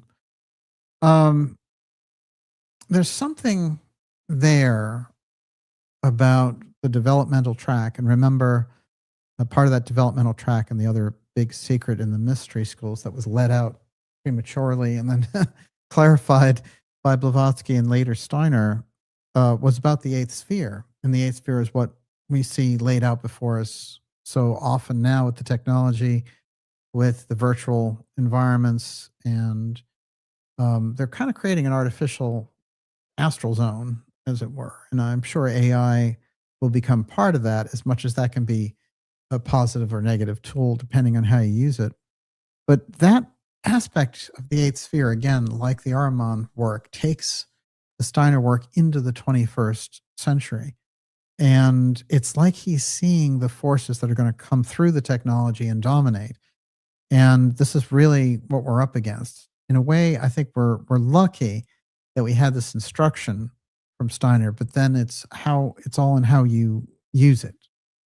How do you figure it out? And the eighth sphere is an excellent concept to bring forward. And I'm glad that on this show we have people talking about it now, because in the eighth sphere, it's an artificial zone of spiritual evolution in the Steiner cosmology. So that just like you would go in this incarnation into another incarnation, a planetary sojourn into somewhere like Mercury, instead, the eighth sphere is artificially built up as a link between the moon and the Earth. And it's a sphere. It's something that's not visible to a telescope. It's something that's visible to clairvoyant vision. And that sphere is being built up. It's an harmonic sphere, and it's a place where those forces dominate humanity. And if that's become so built up with the technology that we kind of consume this false reality, and the harmonic piece breaks us off from our own spirituality, then our spiritual evolution goes off. And that's very dangerous. So this is the warning, I think, that's come forward. And when I often say this to people when it talks about Rudolf Steiner's work, is that I think he spent 4 decades warning humanity about this harmonic period that we're going into. So we put it front and center in so much of the work, and we'll continue to do that. And, it's interesting, that last question. I always see the pyramids in a much more positive light, because in the mystery work, they are initiation chambers. And so, the Great White Brotherhood does their initiation in the Great Pyramid. This is how it's perceived. So the highest of the forces come through the pyramid, and it was laid out by Ra, Ta, and Hermes, 10,500 BC, and it was already an ancient sacred site, according to the Casey work. So I've never seen anything about the pyramids to indicate that they were evil in any way. I think that they are leftover from the Atlantean civilization, the pyramids, the Great Pyramid and the Sphinx, and then the other pyramids were added. And I think the Pyramid X, which is what we've been reporting on, that's the Hall of Records that the Atlanteans left behind. That's the highest of the high. And what's interesting about that is it not only includes the information about the Two-Eye Stone, in the construction of the two-eyed stone, according to Casey. But it contains, there's so many different things it contains in that pyramid, but it also contains 32 tablets. I think the original 32 tablets from the High Atlantean initiates. That's the resonance. That's why they put it in 3 different places, apparently. But this is the nature of it all. And certainly the moon, you can see, we've touched even on the mystery here tonight. It's absolutely fascinating. We can come at it from so many different levels, but when you see us apprehending it and putting nuclear reactors up there or making space a warfighting domain, you can see that humanity is going off track from what it's supposed to be doing in relation to the moon. So it's very interesting to consider it from multiple levels. I hope we've done some of that here tonight. Miss Olivia, your final question. Well, I'm just thinking about the pyramids right now and about like solfeggio frequencies and things like that. So, Oh, yeah. talking to everybody in the chat right now, if you've ever, if you are sensitive, if you've ever listened to them, you can feel your frequency rising, your consciousness, and it's amazing.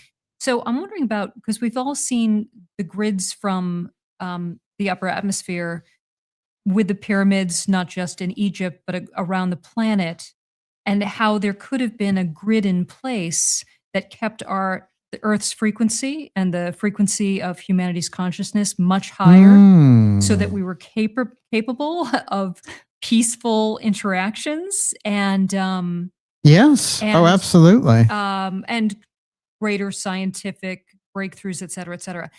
Well, wasn't it Casey who said that if he was giving a World Congress meeting, there was 20 people in the room, and he said, well, if a room with the amount of people in this room, this is during World War II when they didn't know if America was going to be invaded. He said, if all of them pray that America doesn't get invaded and then live the prayer, then it won't happen. So you're talking about putting a mist over things or putting a cover, we have that ability to do it.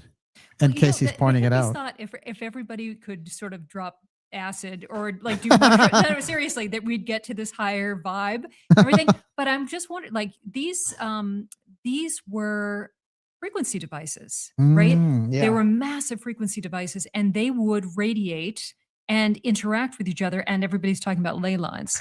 So there is a grid. There's a natural energy grid of the planet that builders understood. Yes. Right, but it has been inactive or inactivated.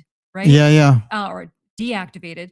So this is something, and now we are on our own trying to kind of work our way back to a state of grace. Isn't that interesting? And what that makes me think of, and we'll do a show on this coming up, is the Merkaba, which is the control of that energy stream. Wow,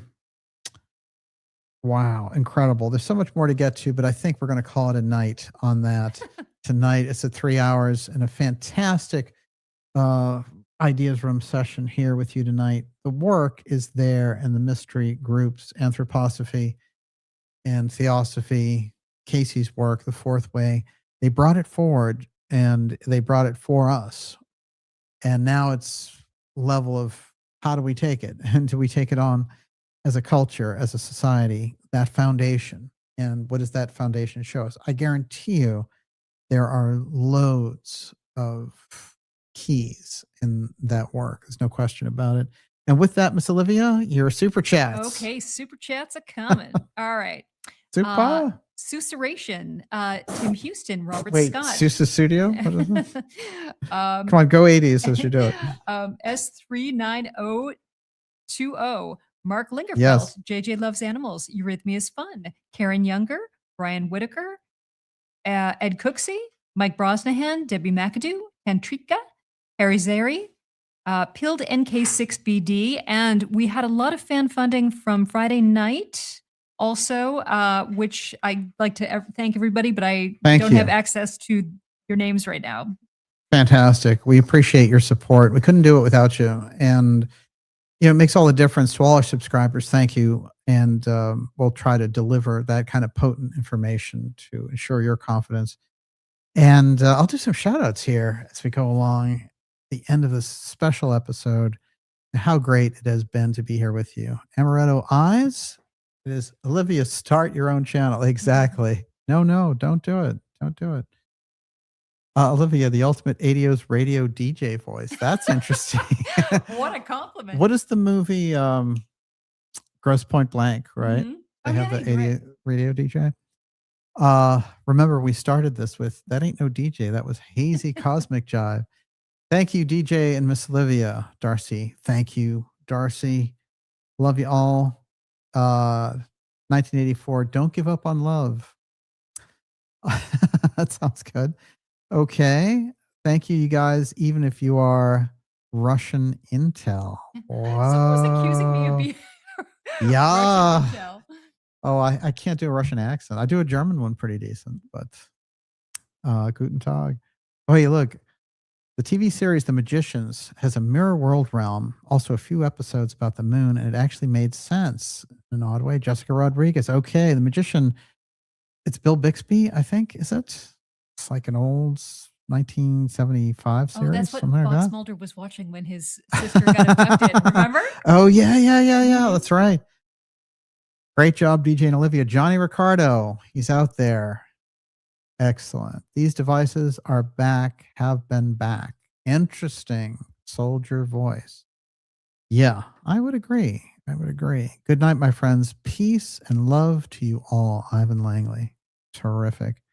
Let's see. Great crowd out there tonight. Aquamarine. Human potential has been suppressed. Are you kidding? That is really true. My God. Probably like 99.9%. Okay. I think it's actually more chaotic than a grid. Okay. Reishi mushrooms. The bells of Tartaria. There you go. All kinds of great comments here tonight. Donaway was out there rocking it hard. Fantastic people out there tonight. And let's see what we got. Mike, thank you very much, sir, for being here. Thank you. Enjoy the moon vibes. Indeed. The lunar spies are out there tonight. Can I ask you to recall an X-Files episode? Shoot for the moon. Even if you miss, you'll land among the stars. Norman Vincent Peale. Absolutely. Aim high. Yeah. Which one? Do you remember the opening? I think it's The Usual Suspects, but it's with the lone gunman and Kennedy had not been killed. It was parallel dimension. They start that one. Do you remember? Yeah, there's a dream like that. Well, Stephen King did a whole series about that. But do you remember somebody was asking about that episode? What it's called? Unusual Suspects, I think is the name of it. Yeah. Okay. Ouspensky also has some great work on harmonic music notes and cosmology of man's possible evolution. Yes. Well, there's the Gurdjieff music. If you can sit there and listen to that Gurdjieff music and not realize he got it from the mystery centers, then, I mean, it'll change you listening to it. Robert Scott, great show tonight. Thank you, DJ and Miss Olivia. Whew, now we're talking. Believe in me, Steve Visible. All right. Yes, we believe. Please address. Yes. Good show. Thanks, DJ and Olivia. What a great crowd out there tonight. This is fantastic. Pyramid frequency and Schumann resonance. Yeah. That's a whole show in itself. And the pyramid part, gigantic. Make no mistake about it.